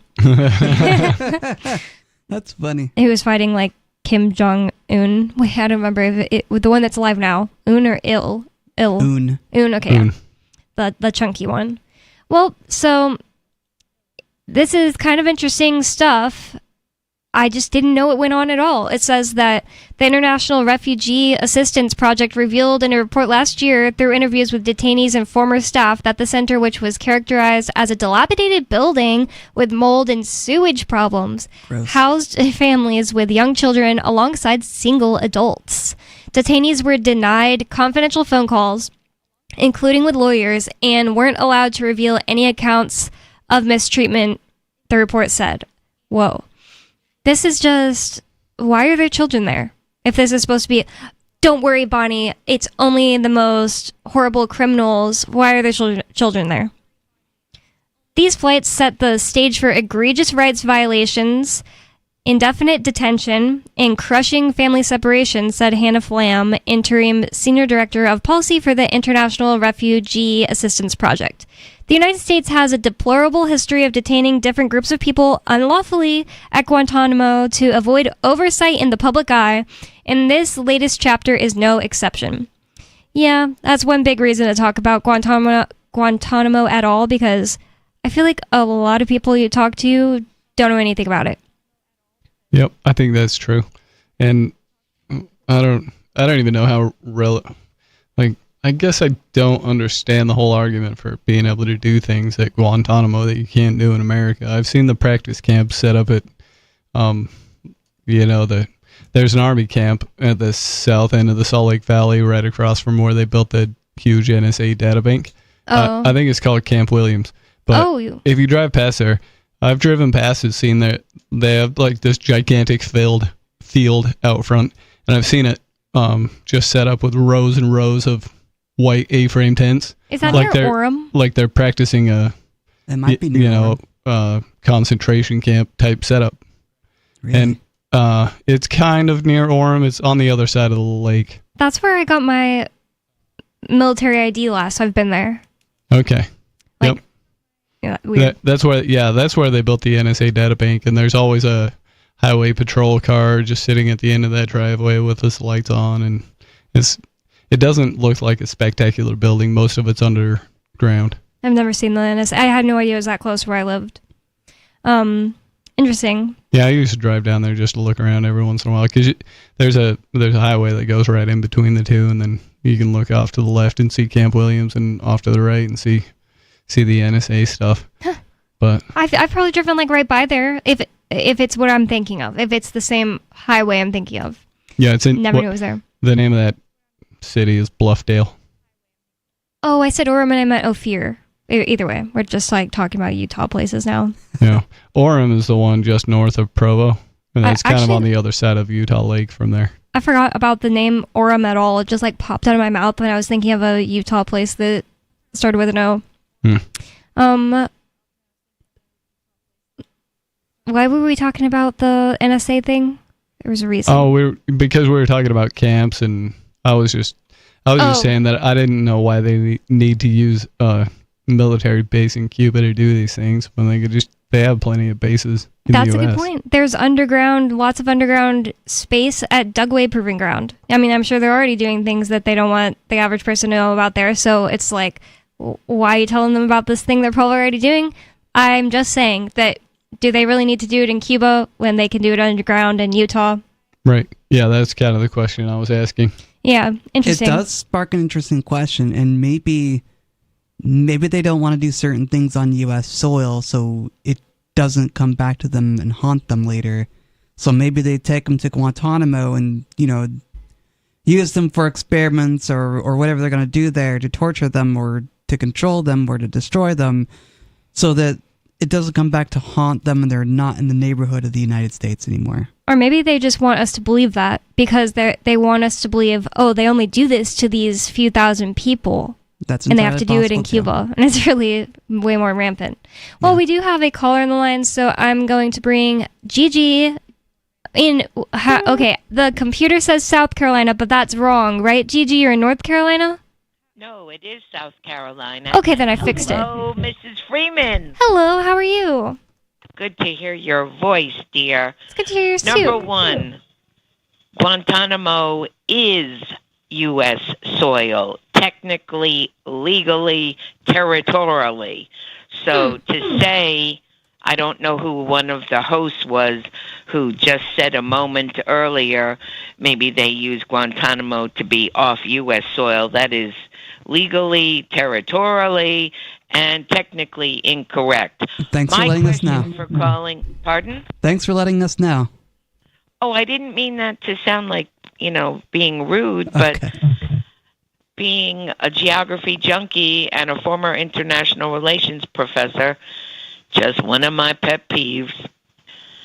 I say it lovingly. I love this program. Good. Okay. My comment. I am cracking up hysterical every day when I hear on the radio or read in the papers or watch all of the different news broadcasts, which I pride myself on, from ultra-liberal to ultra-conservative and things in between, crazy complaining chronically of President Trump's executive orders and this and that. And I'm laughing while I watch it or listen or read it because he's not deviating from anything he promised he was going to do on the campaign trail. And once again, history shows a democratically elected politician kept his promises just like Adolf Hitler. And my question for the evening is, my husband and I are asking very supportively and very, very friendly. The 5th of February was Ian Freeman's appeal. Bonnie, can you please shed some light on how it went? Oh, so we talked about it in the last segment, but basically... I'm sorry, I wasn't listening. Excuse me. Oh, it's okay. I think I can recap it. There wasn't a lot to how it went so much. It was just Was it negative and disappointing? No, it was rather neutral is the feeling I get. And it was just lawyers talking about, Crap. their viewpoints on it, and then the judges asking questions having to do with the court transcript and with their arguments.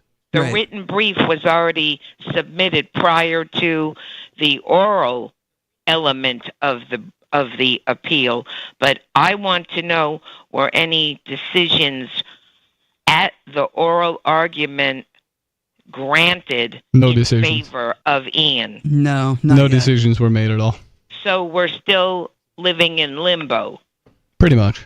Yeah, that's basically all that the point was of that particular hearing, was just for the judges to be able to ask questions, and now they're back to deciding amongst themselves, or not amongst themselves, I think, for themselves before they come out. Appellate level has 3 judges, and they can dissent, they can agree, they can split decisions, generally between 2 and 3 weeks, depending upon the abundance of briefs that particular appellate court has to read and hear. That usually pertains to the amount of time until attorneys receive the decision. I don't know how many issues, how many arguments did Ian's appellate attorneys present on Mr. Freeman's behalf. Was it more than one argument? Was there more than one issue that Ian's attorneys were concerned about reversing? Yeah, he appealed 6 of the charges. Issues. Well, 6 of the charges, and So 6 each charge issues. could have more than one like issue with the charge brought up, if that's what you're saying. No, that's not what I'm saying. There were 6 elements based on his conviction, plural. No, that's the thing. There were definitely more elements, because in just one charge they were able to bring up. So here are elements that weren't elements of each charge that weren't proven in court, and this is our argument about that. So, well, then I'm very confused as someone who is published on the appellate level in 2 different states. If something is not on the original record, you are not legally permitted in any state to bring it up on appeal. So something doesn't jive. I don't know what you mean there. I'm not saying that there was anything not brought up in the record. They were arguing. So in other words, in the oral arguments on behalf of Mr. Freeman, his attorneys were concerned on all 6 convictions. Well, 6 out of 7. Okay. So now it's a question of simply waiting for the judges, there were 3 of them, to present their opinions on all 6 charges. Yep. Some could be overturned, some could remain as is, some could be changed. They do have that power legally. All 3 judges. Well, basically, they would say where they're going to send it back, and they could completely drop them. They could send them back to the. Well, I don't understand why you're asking me. Yes, so like for the listener, I am familiar with the procedure in terms of appellate law. It is the same in every state and federal territory. My husband and I are simply very, very curious and rather perplexed, because the more federal charges we hear about convicted individuals, male or female, especially first-time offenders, we find the convictions, plural, against Mr. Freeman more and more bizarre.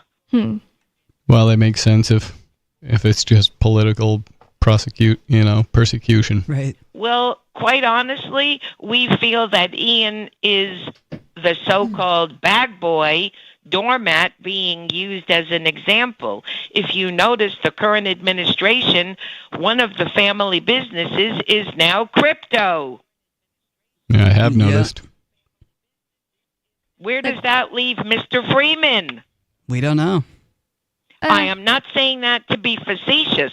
I say that in support of Mr. Freeman. Yeah, hopefully that leaves them in a better place, right? Do you know? Can you please tell me, Bonnie? Was that an issue raised at argument on behalf of Ian by his attorneys? What? That would be a violation according to what you said earlier, right? I'm not sure what you're asking. No, because that wasn't argued originally. A charge. I don't know what are you asking? What was your question? What was brought the up? fact that the Trump administration favors incorporating cryptocurrency as a legitimate form of capitalism, legal tenure, interacting in terms of mercantilism and capitalism, and that the Trump family industries also now include crypto as a business. No, they basically brought up that before 2021, which is when Ian was charged with things, yes, they hadn't said in Congress, this is how we classify crypto. And, correct. And he was being charged with crypto, assuming it was classified in a specific way. And it doesn't make any sense because that was just the regulatory kind of like what they decided that crypto should be classified as, but Congress hadn't decided that, so therefore the argument is that, well, you can't just charge somebody with that because the regulatory agencies were acting a certain way when they couldn't have possibly known what Congress was going to decide about cryptocurrency before cryptocurrency was even invented. So that's like the main argument. I think if Riley's going to make a podcast about it, be a great place to go get all these very specific answers. And I'll try to do my best. I don't think I really laid out specifics on my podcast, but I did put part of the arguments in my podcast. Yep. So you can hear about it there, but honestly, I didn't take notes on purpose. Sometimes you just like want to go there and listen and take things in more like, oh, how did they react to that? And not like take deep notes. So I didn't do that. So thank you for the call, Gigi. I also agree. I think Ian is being his attack was politically motivated, and it seems very bizarre that he is sitting in prison right now for selling cryptocurrency. And I also hope that the current administration doesn't feel the same way about cryptocurrency as like Elizabeth Warren, one of the people that was buddying up with Joe Biden to go after tons of crypto adjacent people like Tornado Cash guys and the Samurai Wallet guys and Ian and the library case. Yeah, I'm interested to see how the Trump administration addresses the cryptocurrency world upcoming, because I want to know what they think of altcoins, and I want to know what they think of decentralized exchanges. I think I heard somewhere that Tornado Cash guys were released from prison. I saw that one was released, but I didn't see the other. But yeah, I didn't look up like why was that? Like were there things charged? So 603-283-6160. It's Free Talk Live. You can call 603-283-6160. More Free Talk Live coming up, and you can bring up whatever is on your mind. Don't go anywhere. It's Free Talk Live.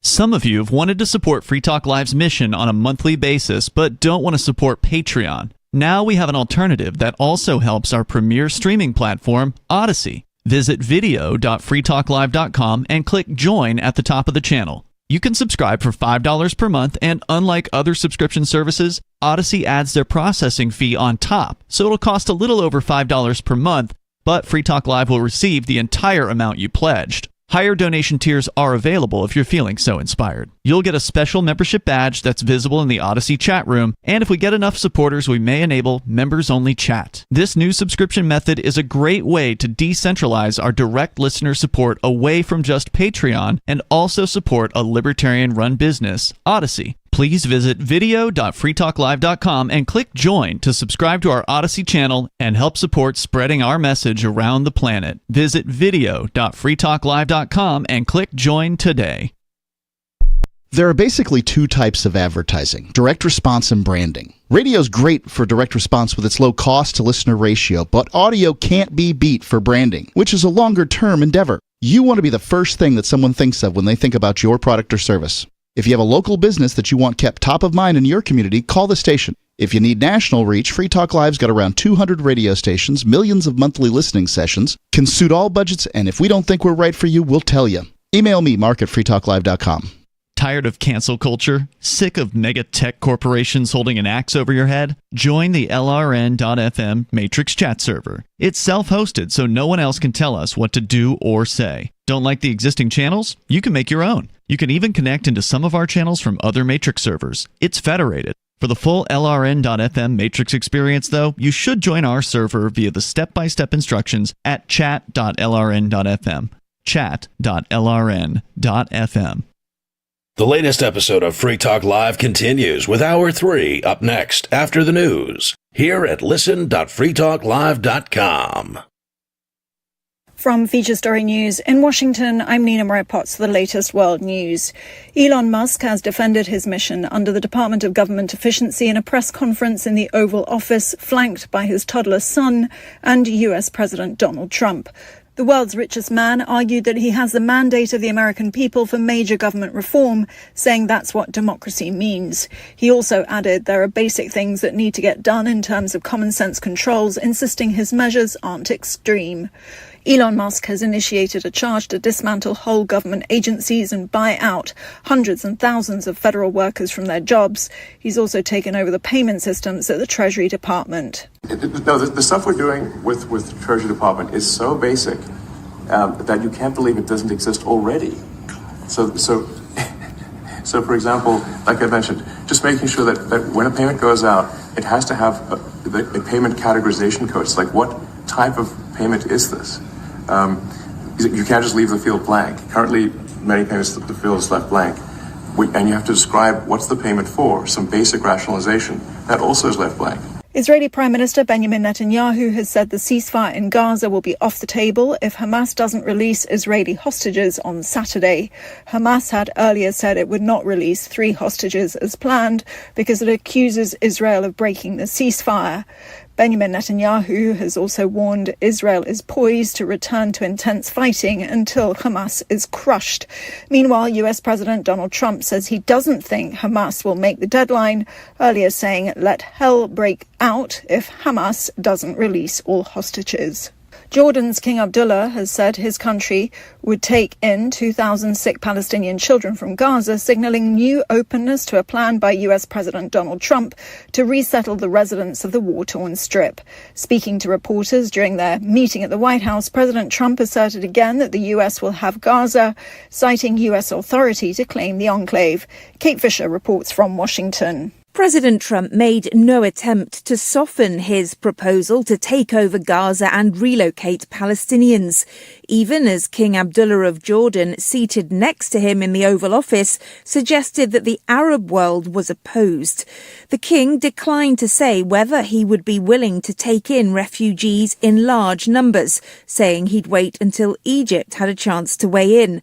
It comes as the ceasefire agreement in Gaza appears to be at risk of breaking point, with President Trump saying Hamas must release all the remaining Israeli hostages by Saturday at midday, or, quote, all bets are off.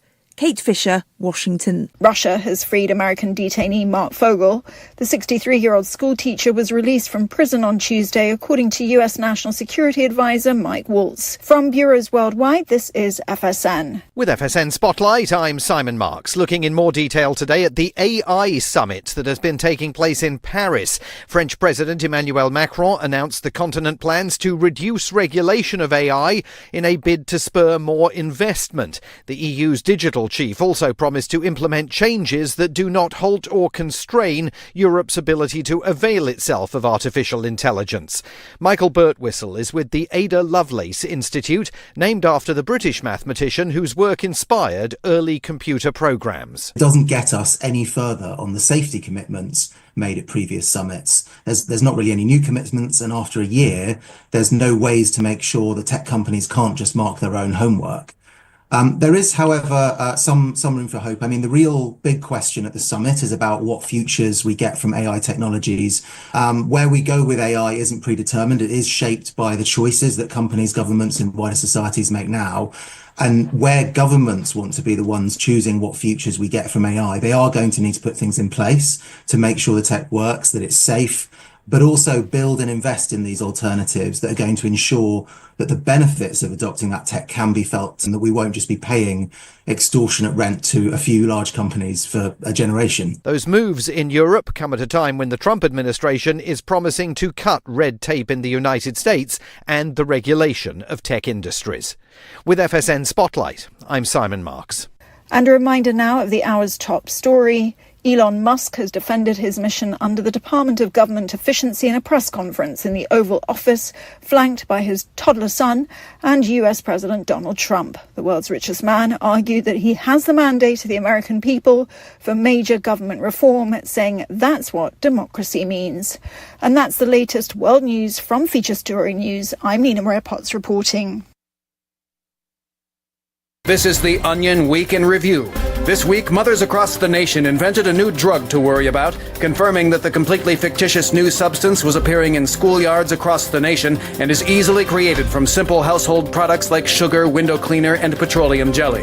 Calling the totally made-up narcotic Scramp, mothers in desperate need of something to fret over deluded themselves into constantly agonizing over the widespread drug epidemic that exists solely in their minds. My son sits in his room for hours and hours.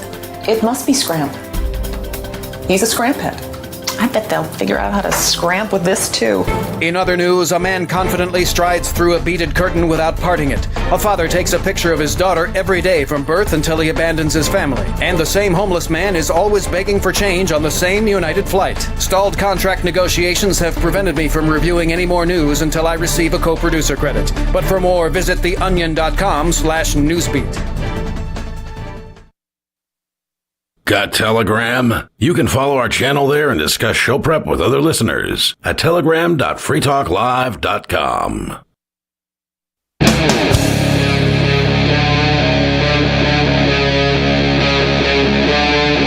Free Talk Live.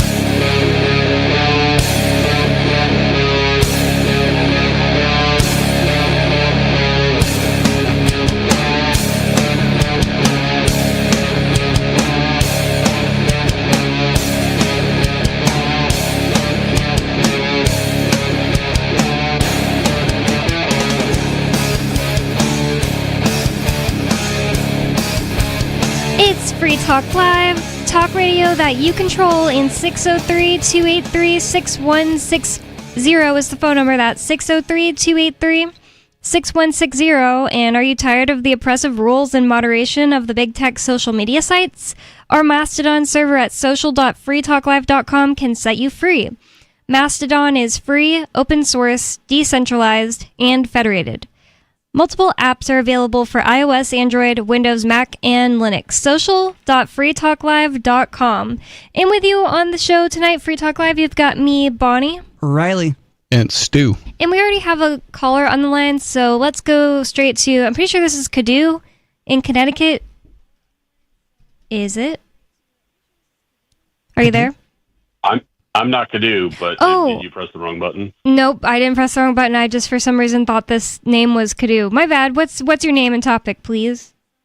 Yeah, so my name is Matthew. I'm calling because I normally don't call, but I heard Gigi called in, and it really makes me question if she knows how international relations work, because she's completely wrong on Guantanamo Bay. So Guantanamo Bay is Cuban soil. It's Google told me the same. It's recognized by both Cuba and America as being Cuban soil. It's just that America administrates it. And they say they have jurisdiction there, like the United States claims jurisdiction, but that doesn't mean that it's U.S. soil, so you're right. They have a jackboot lease similar to the Hong Kong or Shanghai situations.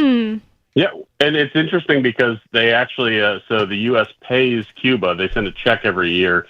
I can't remember what the amount is, but Cuba refuses to cash it because they don't see the lease as being valid, even though it's been enforced since I think it's 1905. Wow. So it's been around for a while. Whoa. But so the thing that's surprising about that is that Gigi claimed her authority by saying like she's an international relations person, and so that's what she knows about. So now when she talks about being an appellate lawyer, it kind of calls into question her expertise, because like that fundamental fact being wrong seems to indicate that she may not know what she's talking about. Yep, seems like that should be a pretty easy one. It seemed wrong to me too, and I should have looked it up in real time. I looked it up but forgot to mention it on the air, and I was just thinking maybe she kind of got something, like when giving her the benefit of the doubt, maybe she kind of got it mixed up in that they say they have jurisdiction there, but that's not the same at all.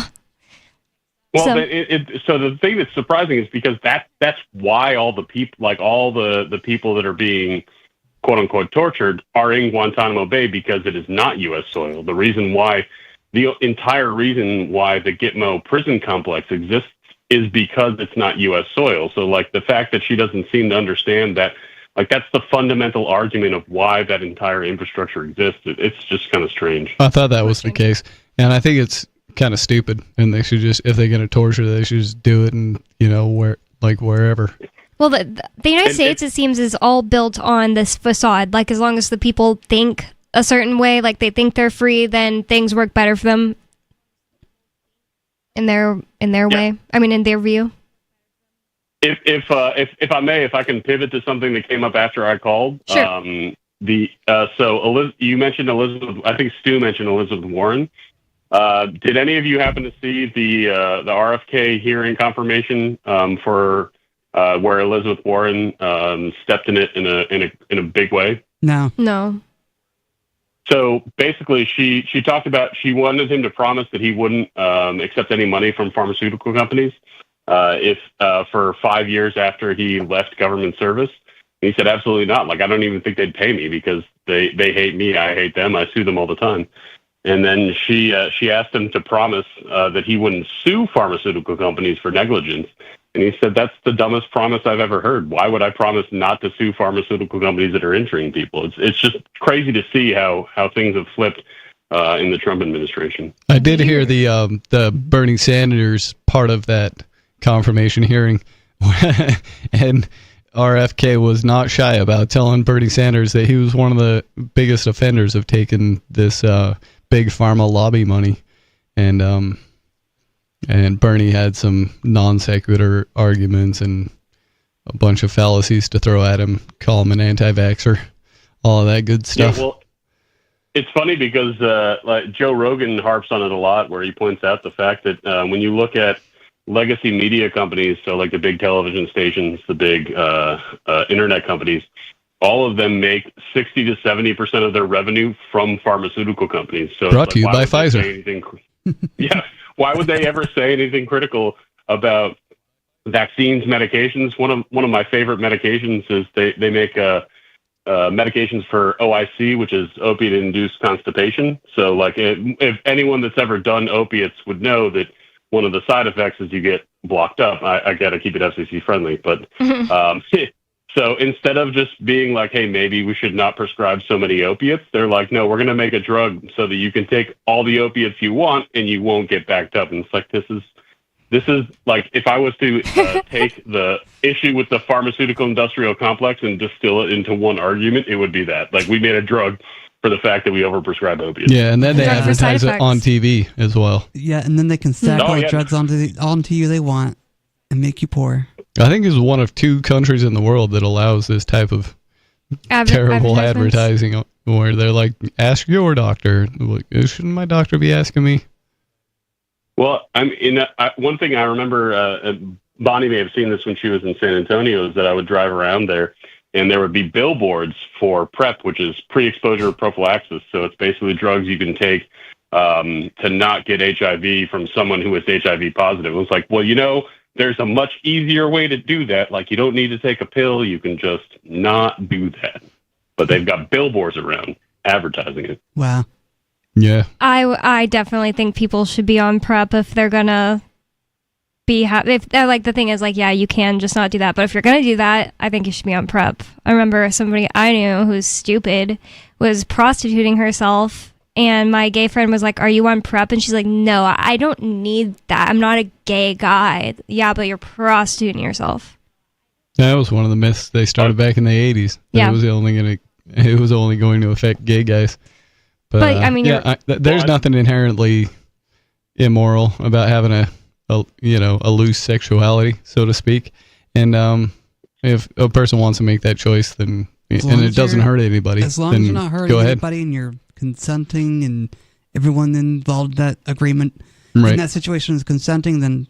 But I would bet that there is side effects I've never heard of about PrEP. I never really thought about it because it's like so quote unquote normal among like gay people, like they're all on PrEP.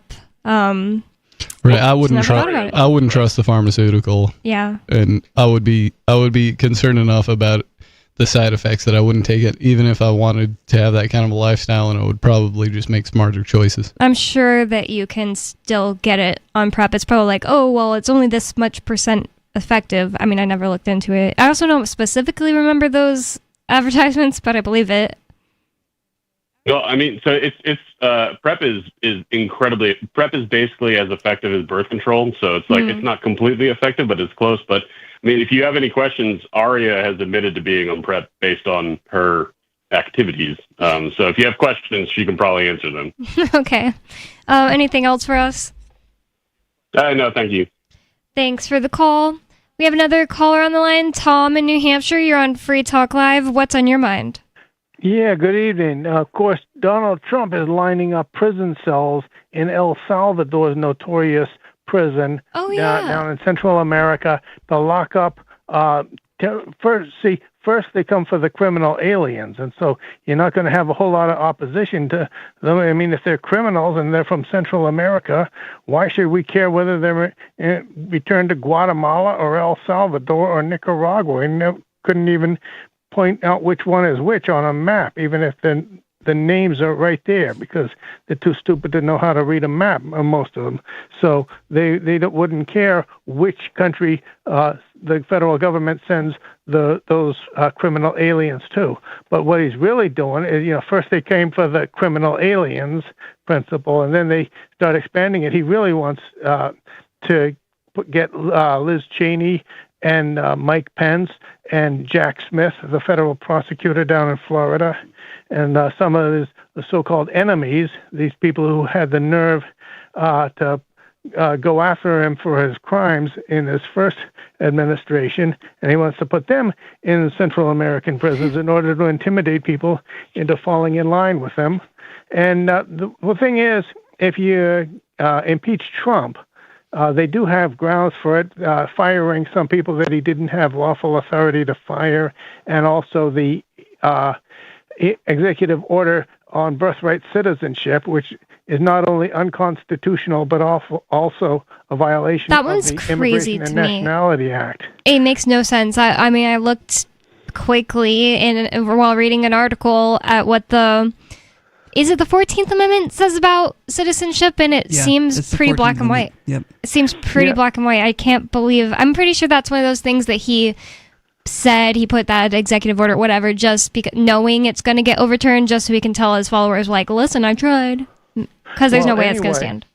Anyway, so they have grounds to impeach him for that executive order and also for various unlawful firings of persons that he doesn't have authority to fire without a certain process. He tried to fire one member of the Federal Elections Commission, and first you have to nominate and have a nominee confirmed to replace that person before you can fire them. You have to explain why you're firing them and all that other stuff. Some of the stuff that he's done is clearly unlawful, and the way to sell it to the Republicans is, look, you're just going to wind up with J.D. Vance, another Republican, but he doesn't want to be dictator. He just wants to be president of the United States. Okay, he'd rather be president of the United States. So, you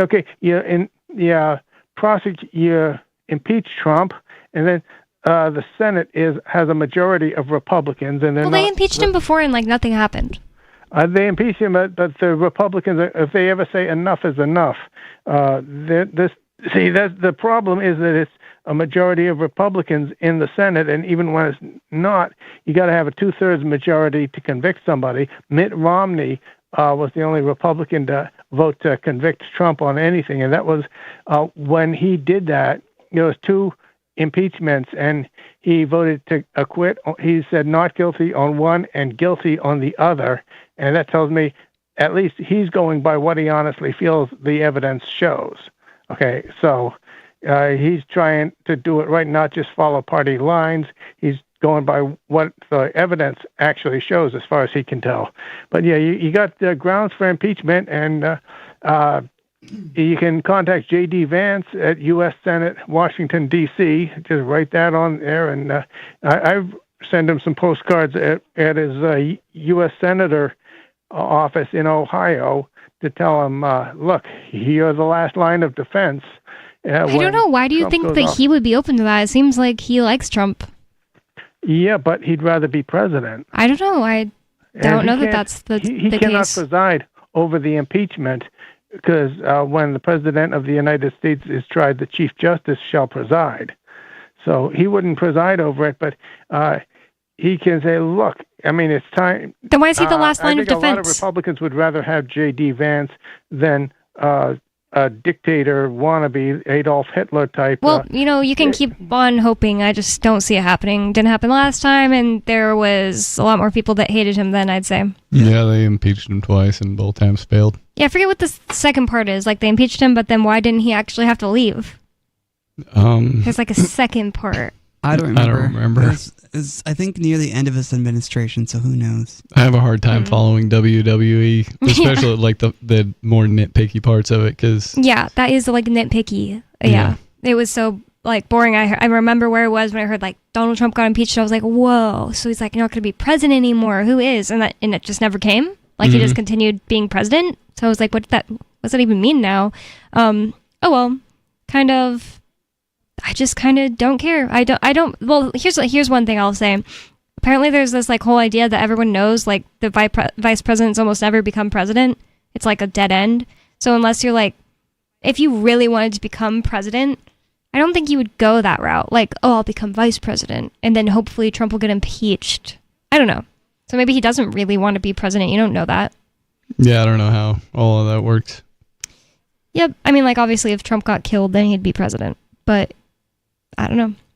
For whatever reason, vice presidents don't usually become president like in any other way.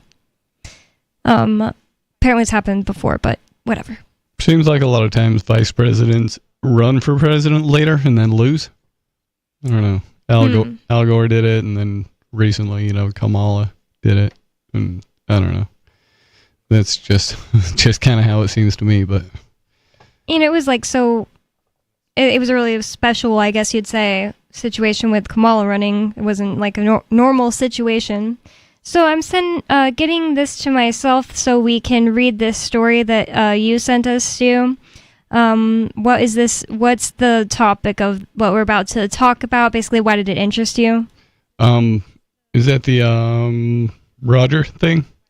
Oh, you just sent me the thing about Roger. So yeah, we did need to mention this. Yeah.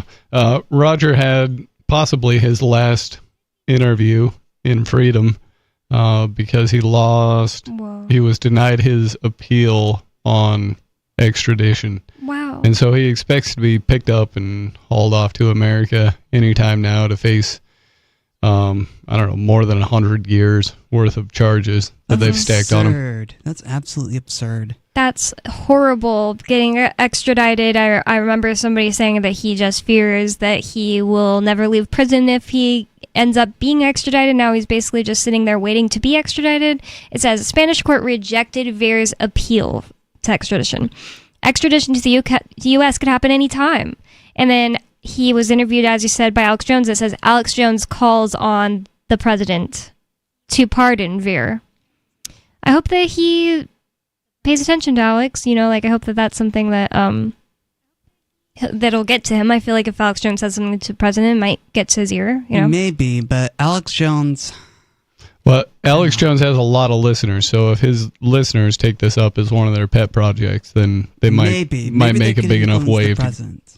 But yeah, who knows? But who knows how this Musk one goes. might have more influence, and Musk has already said that it pays to be a member of the club, so to speak. Yeah. I don't know Yep. if he has And more. As part of this interview, I didn't get to watch the whole thing. I didn't have enough time, but in part of it, he addressed that and said that he doesn't consider himself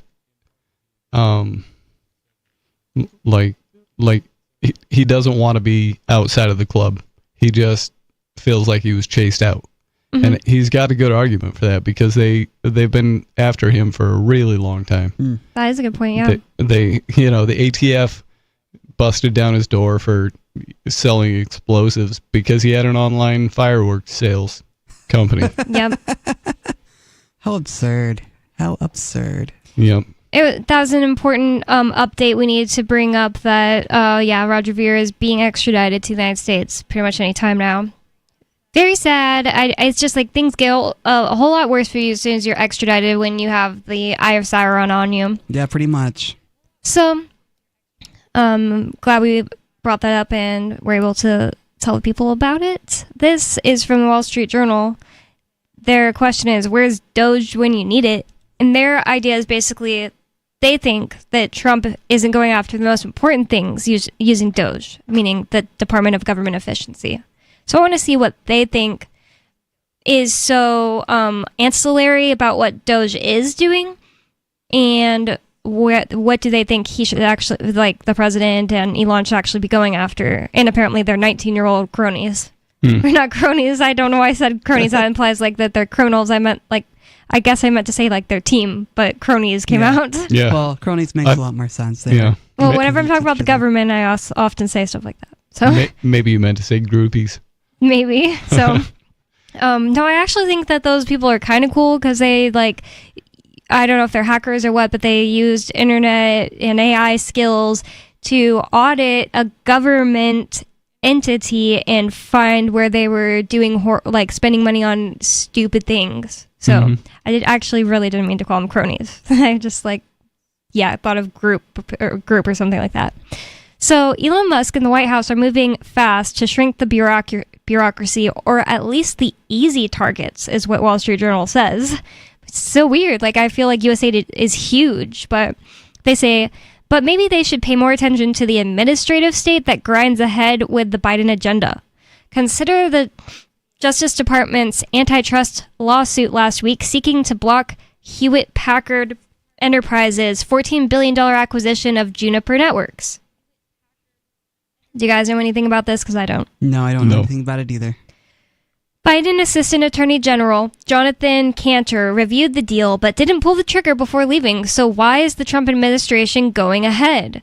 Hard to figure. The tie-up would create a stronger competitor to Cisco in the wireless business networking market. Cisco boasts a roughly 50% share, while HPE has about 17% and Juniper has 7%. I'm wondering why they think this is way more important. It says it would also give business customers a complete stack of technologies, including networking, router switching, storage, and AI systems that no company besides China's Huawei offers.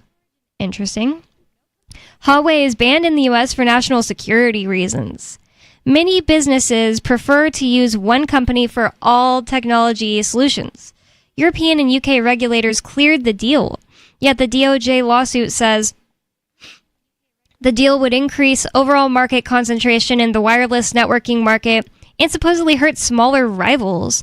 Who are these small fry? Big businesses like Fortinet and Arista that compete with Hewlett-Packard Enterprises and Juniper across a range of other technologies. All this makes the Trump administration's attempt to block the deal mystifying. Mr. Trump tapped Omid Assefi to run the DOJ's antitrust shop until his nominee Gail Slater is confirmed. Mr. Assefi says HPE and Juniper seek to consolidate rather than to continue to compete as rivals in the wireless networking market. This sounds like the Biden neo-brandyisms, I don't know what that means, who jettisoned the consumer welfare standard that has guided antitrust laws for 4 decades.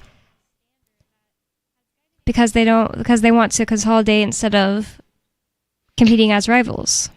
Yeah. This is This is kind of the problem with deregulation, is it just makes bigger monsters of corporations. And I guess Trump's going along with it, or at least Mr. Anseffi is. Or Assefi. It's kind of what came out of the whole Ronald Reagan deregulation era. You just got more gigantic, powerful corporations. Interesting. That would be a really good angle. I mean, like... They said it would trickle down, but I haven't seen much of that. Neither have I. 603-283-6160. More coming up. Don't go anywhere. It's Free Talk Live.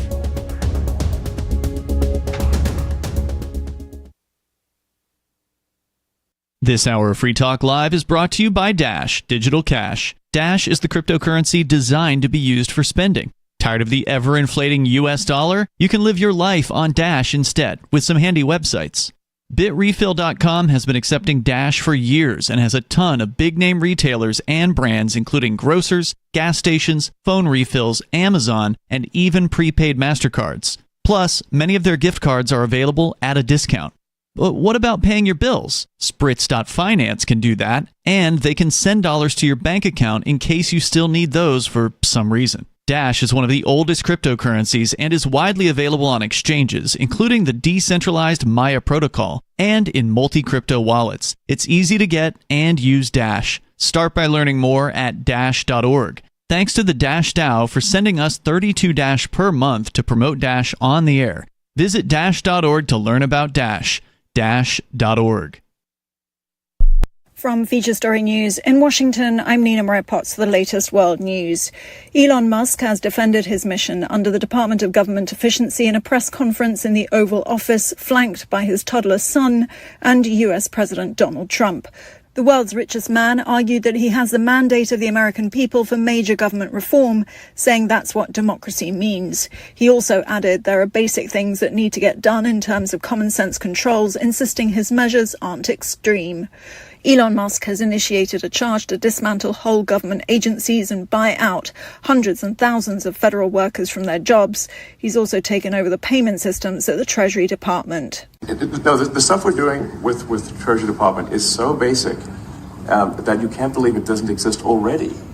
So for example, like I mentioned, just making sure that when a payment goes out, it has to have a payment categorization code. It's like, what type of payment is this? You can't just leave the field blank. Currently, many payments, the field is left blank. And you have to describe what's the payment for, some basic rationalization. That also is left blank. Israeli Prime Minister Benjamin Netanyahu has said the ceasefire in Gaza will be off the table if Hamas doesn't release Israeli hostages on Saturday. Hamas had earlier said it would not release 3 hostages as planned because it accuses Israel of breaking the ceasefire. Benjamin Netanyahu has also warned Israel is poised to return to intense fighting until Hamas is crushed. Meanwhile, US President Donald Trump says he doesn't think Hamas will make the deadline, earlier saying, "Let hell break out if Hamas doesn't release all hostages." Jordan's King Abdullah has said his country would take in 2,000 sick Palestinian children from Gaza, signaling new openness to a plan by US President Donald Trump to resettle the residents of the war-torn Strip. Speaking to reporters during their meeting at the White House, President Trump asserted again that the US will have Gaza, citing US authority to claim the enclave. Kate Fisher reports from Washington. President Trump made no attempt to soften his proposal to take over Gaza and relocate Palestinians, even as King Abdullah of Jordan, seated next to him in the Oval Office, suggested that the Arab world was opposed. The king declined to say whether he would be willing to take in refugees in large numbers, saying he'd wait until Egypt had a chance to weigh in. It comes as the ceasefire agreement in Gaza appears to be at risk of breaking point, with President Trump saying Hamas must release all the remaining Israeli hostages by Saturday at midday, or, quote, all bets are off. Russia has freed American detainee Mark Fogel. The 63-year-old schoolteacher was released from prison on Tuesday, according to U.S. National Security Advisor Mike Waltz. From bureaus worldwide, this is FSN. Our Matrix server is about as free as internet chat can be. Join the existing rooms or create your own at chat.freetalklive.com.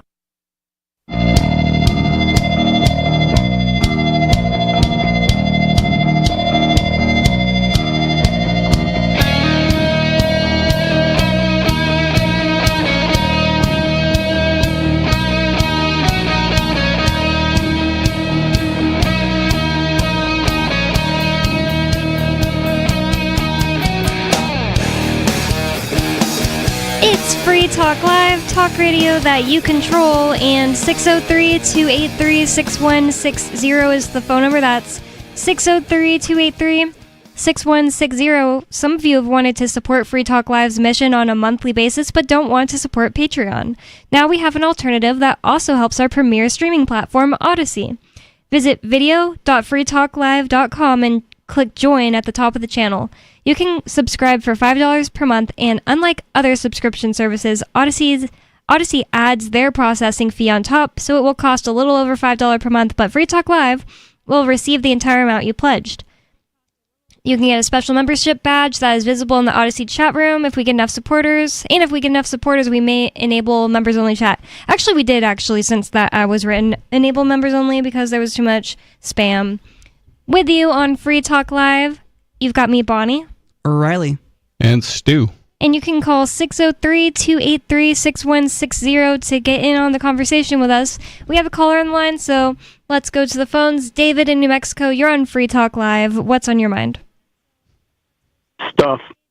Law, Bonnie, law. And I changed the lyrics for you. Mm-hmm. It's now, let the Bonnies hit the floor, let the Bonnies hit the floor. Yeah.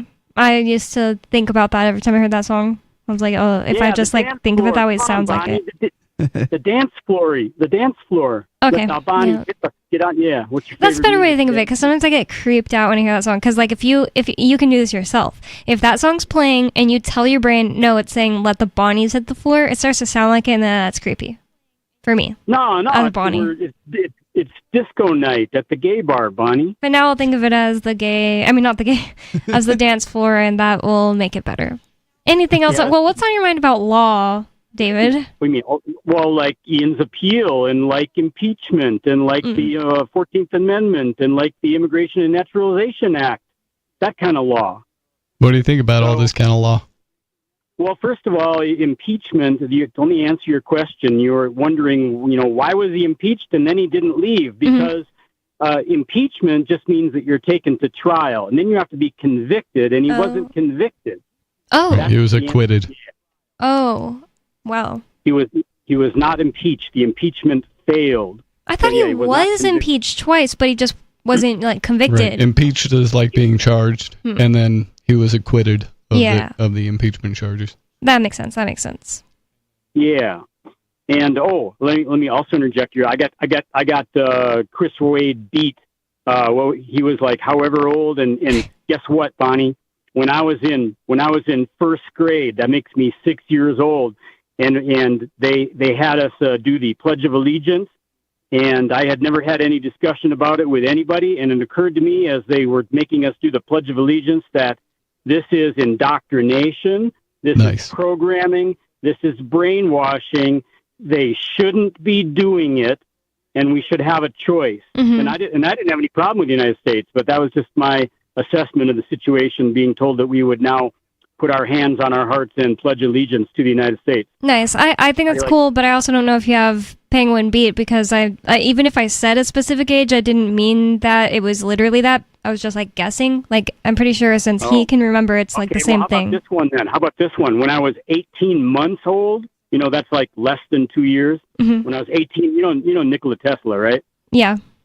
Okay, so I'm 18 months old, and I'm in the living room of our apartment that we had at that time, and I'm looking at the little TV set sitting over there, and it's plugged in the wall.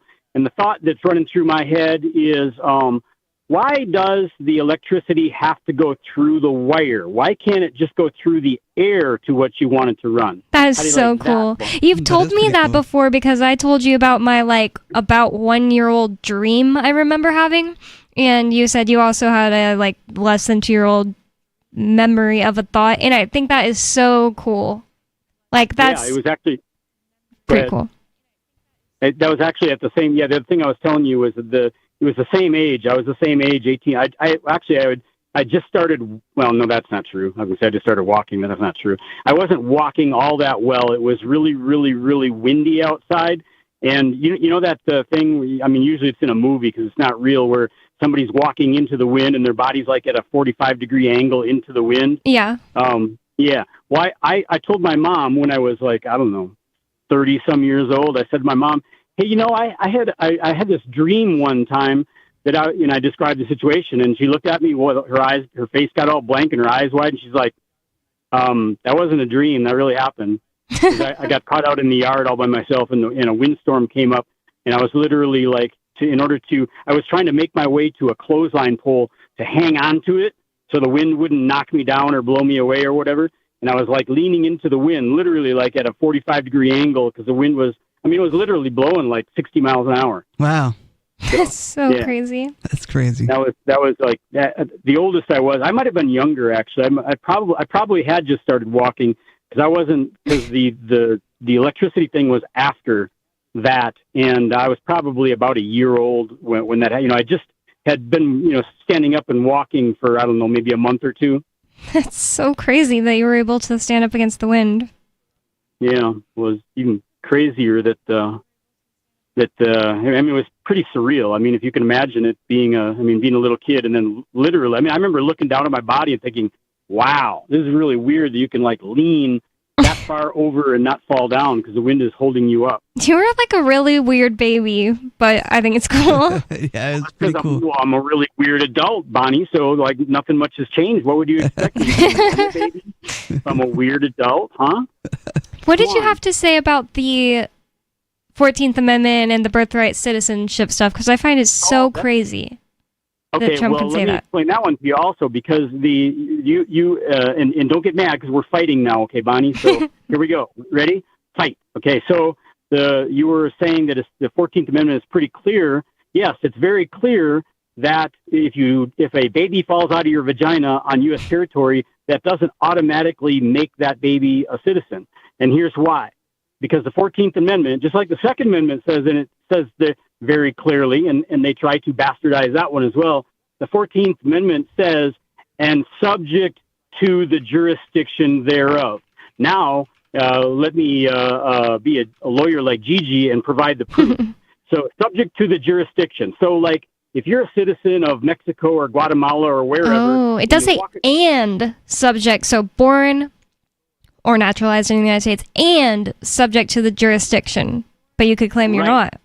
That's right. So if I'm a woman and I get drunk one night and I stumble across the border, I don't know I'm in the United States, and my baby falls out of my vagina, and then like 18 years later, the United States comes along and says, I'm back in Mexico, and I completely forgot about that drunk I was on, and I got across the border and the baby fell out.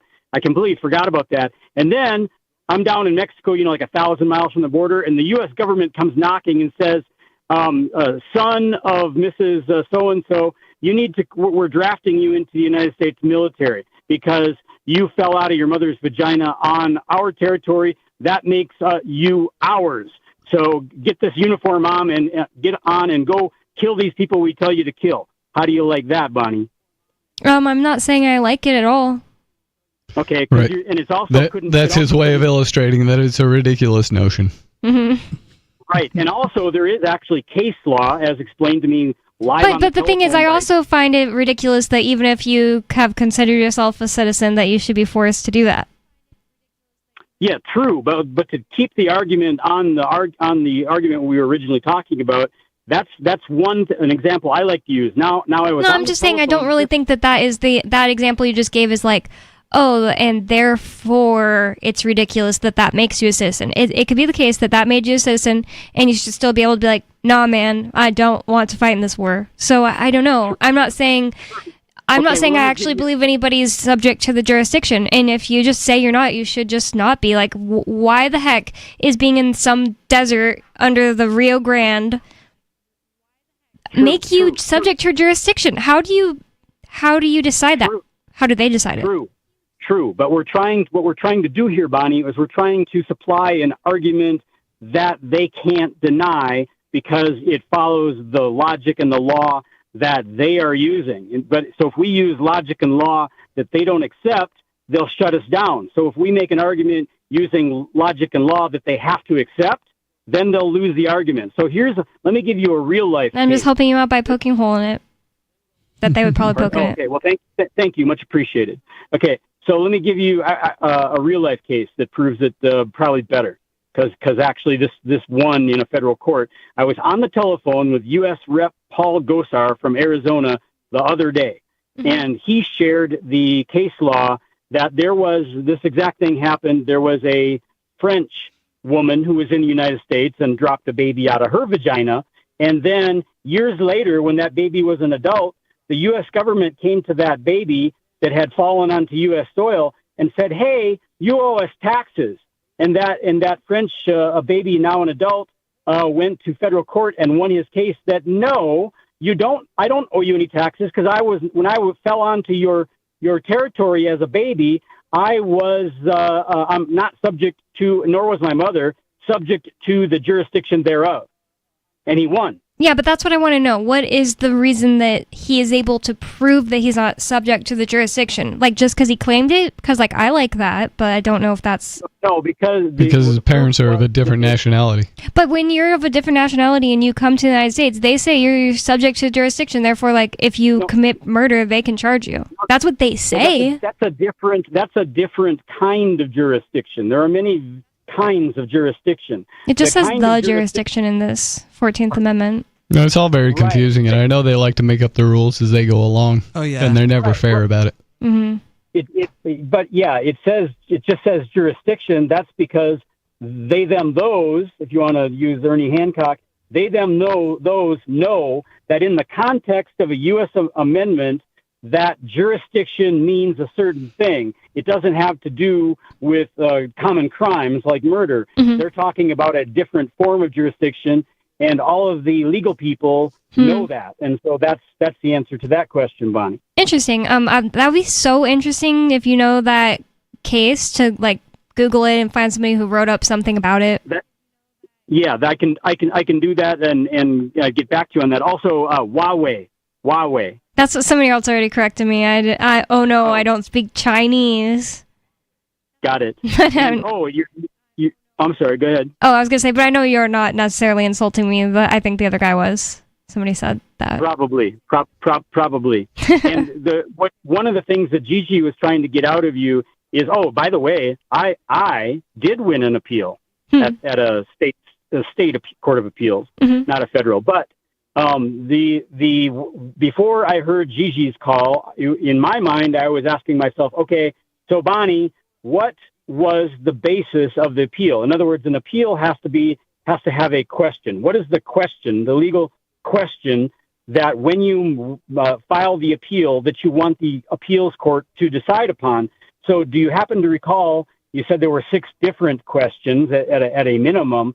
Do you remember what the questions of law that are at issue, that are at controversy, that were submitted to the... Pardon?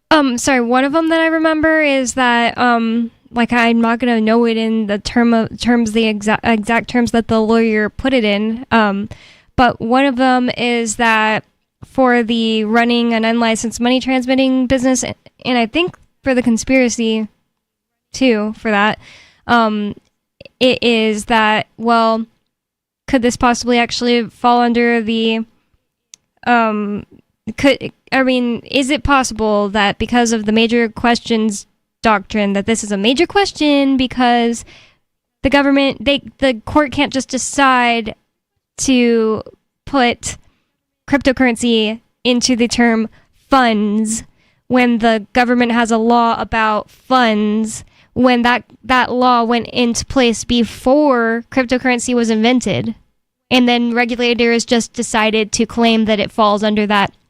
It's actually Patriot Act law. See what I'm saying?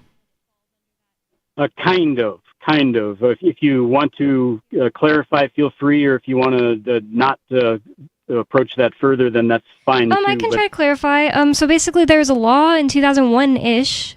It was a Patriot Act, one of the Patriot Act things that got passed, that said, it's the Bank Secrecy Act. There we go. And it says something about the government having the ability to do this or that concerning funds. And the thing is, the government charged Ian with that Bank Secrecy Act law, even though it's a major question because there's this thing called the Major Questions Doctrine. They don't even know that Bitcoin falls under funds because of the fact that how could Congress, when they passed the Bank Secrecy Act, how could they have told the future and known that Bitcoin would exist? That they couldn't have possibly been meaning to include Bitcoin under the term funds, but yet regulations have just decided, oh, we already know that they would include it, and we're going to regulate based on the Bank Secrecy Act, but they shouldn't have had that power to do so. Got it. I get the gist of what you're saying, and I agree with you, and I don't know enough about all the intricacies of what had been previously defined and what remains yet to be defined and what they claim is defined but is not really defined. I'm not clear enough on all that, but I do agree with you on the general premise that there was not enough clarity to, established in law, in boilerplate, to say that Ian, to judge Ian by that boilerplate, because it really didn't exist, if that's what you're saying. Yep. Sounds like you understand what I'm saying. Yeah, so I agree with that. I don't think that was clear enough to decide on. One important point I do think, though, is somebody brought in the argument about that Trump is favorable to crypto, and there is a doctrine in law that if people are in prison for something that was illegal and now it's made legal, you can't, in good conscience or even legally, keep people in prison now that the law has changed. And in fact, there's precedent, I believe, that the drug people, when the law was changed, were then released because the laws had changed. Is that? That's a really good point to bring up, actually, because I appreciate you bringing it up, because Aaron Day just wrote an article for the Brownstone Institute, which you could probably find just by Googling Aaron Day and the Brownstone Institute, talking about how there was this executive order. It was 14067. I don't even know how I remember that. And it basically allowed them to start going, attempting to make a CBDC and going after crypto people. Don't know any of the language. You can Google Biden executive order 14067. And you can also look up Aaron Day, Brownstone Institute, and see his most recent article. And he is saying, oh, it's so great that Trump is in office. He overturned that executive order of Biden's, and then he's released Ross Ulbricht, but there's more people that were gone after during Biden going after people after making that executive order that he thinks Trump should release as well, including Ian. He mentioned him by name. Right, yeah. I think that Trump, even if Ian was lawfully convicted, and I don't want to argue that he was or that he wasn't, because of the ambiguity that exists in that crypto world, I think that any prisoners that are imprisoned in the realm of crypto, notwithstanding where there are other aggravating circumstances, should just be commuted and start, and we should start with a clean slate. And the first thing you need to do is clarify everything so people know exactly where things stand and there's no ambiguity. Another thing that they brought up was the fact that the government, apparently the Congress, did come together to clarify stuff that's was ambiguous about cryptocurrency in January 2021, even though Ian was charged with crimes that spanned from, I think, 2016 to January 2021, so it shouldn't have fallen under that. And so that's another thing that Ian's lawyers are arguing. And I think I know which one, but I'll let you answer. You said there was one charge that was not being contested in appeal, and I think I know what it might be, but can you tell me what that is? It was the conspiracy to launder money charge, and the only reason, believe it or not, because I can't freaking believe it, is that there wasn't enough room left on the appeal. Yep. Wow. What do you Ian's lawyers told him there's just not enough room left on the appeal, and then he learned later that he could have asked them to request to extend the room. But the thing is, Jacob Hornberger was saying, that makes no sense. All you do is delete some sentences from your other arguments and make it fit in there. I can't imagine why they wouldn't appeal all of them. And I believed until this Monday that he was appealing all of them. It's shocking. Right. I would agree with that. There must, by what you said, I deduced there must be some Court of Appeals rule number, whatever, that says that the format of the appeal must be limited to X number of pages or whatever. Mm-hmm. That's what the issue is. Yeah. Got it. Okay, yeah. So that's a ridiculous dog ate my homework explanation as far as I can see. Mm-hmm. So yeah, I would agree with Hornberger. Yep. Not that what I think matters, but I would. I didn't really want to necessarily bring the bad news on the show, but since you asked, and bad. Well, I'm sorry. What is bad? What is bad about that Ian's not getting to appeal and can never change that? He can't go back and be like, "Oh wait, my lawyer didn't let me appeal this, and I didn't know, but I want to appeal it." He just can't appeal. Well, you can. Well, wait a minute. There's such a thing as ineffective assistance. That's what I asked.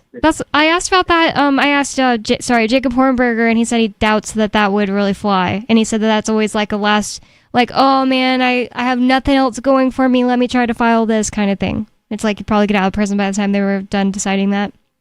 Yeah, very insane. That actually would be true. Is that?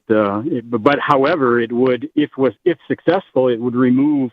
It would remove a conviction, as opposed to if you don't include it in the appeal, then there's no chance that it would be eliminated through the appeals process. Yeah, so you'll just stay a felon. Yes. I think that's insane. So, I seriously sometimes think are all lawyers just completely part of the game and doing things to harm even their clients? I can't see any way that's not true. Yeah. Wait a minute, Chris 777. You can't argue what on appeal. So maybe he'll respond fast enough because that's an interesting point. I know you can't relitigate the case, but I don't think I presented any question in there that qualifies as relitigating the case. On appeal, you're not trying the facts again. You're trying the law. The appeals court judges on whether the law was properly applied, not whether the jury decided the case correctly based on the facts and the law. It's just a matter of whether you got due process, as you were talking about earlier. So, I don't know if you'll. I personally hope that the political winds changing puts Ian in a better position, and that I don't know, one way or another he gets to go home very soon. Jacob Hornberger said that the best possible outcome he can think is that, and it's far-fetched, but he said the best thing he can think of is that these judges look at the case and say, "Oh my God, this is such a screwed up trial that in the interest of justice, we're just going to either overstep, do more than what they're being asked to do and send everything back to a new trial, or, drop all the charges." And apparently they have the power to do that. Yeah. It would be nice if they would do something, to put it very generically. Mm-hmm. Very, very, very, very true.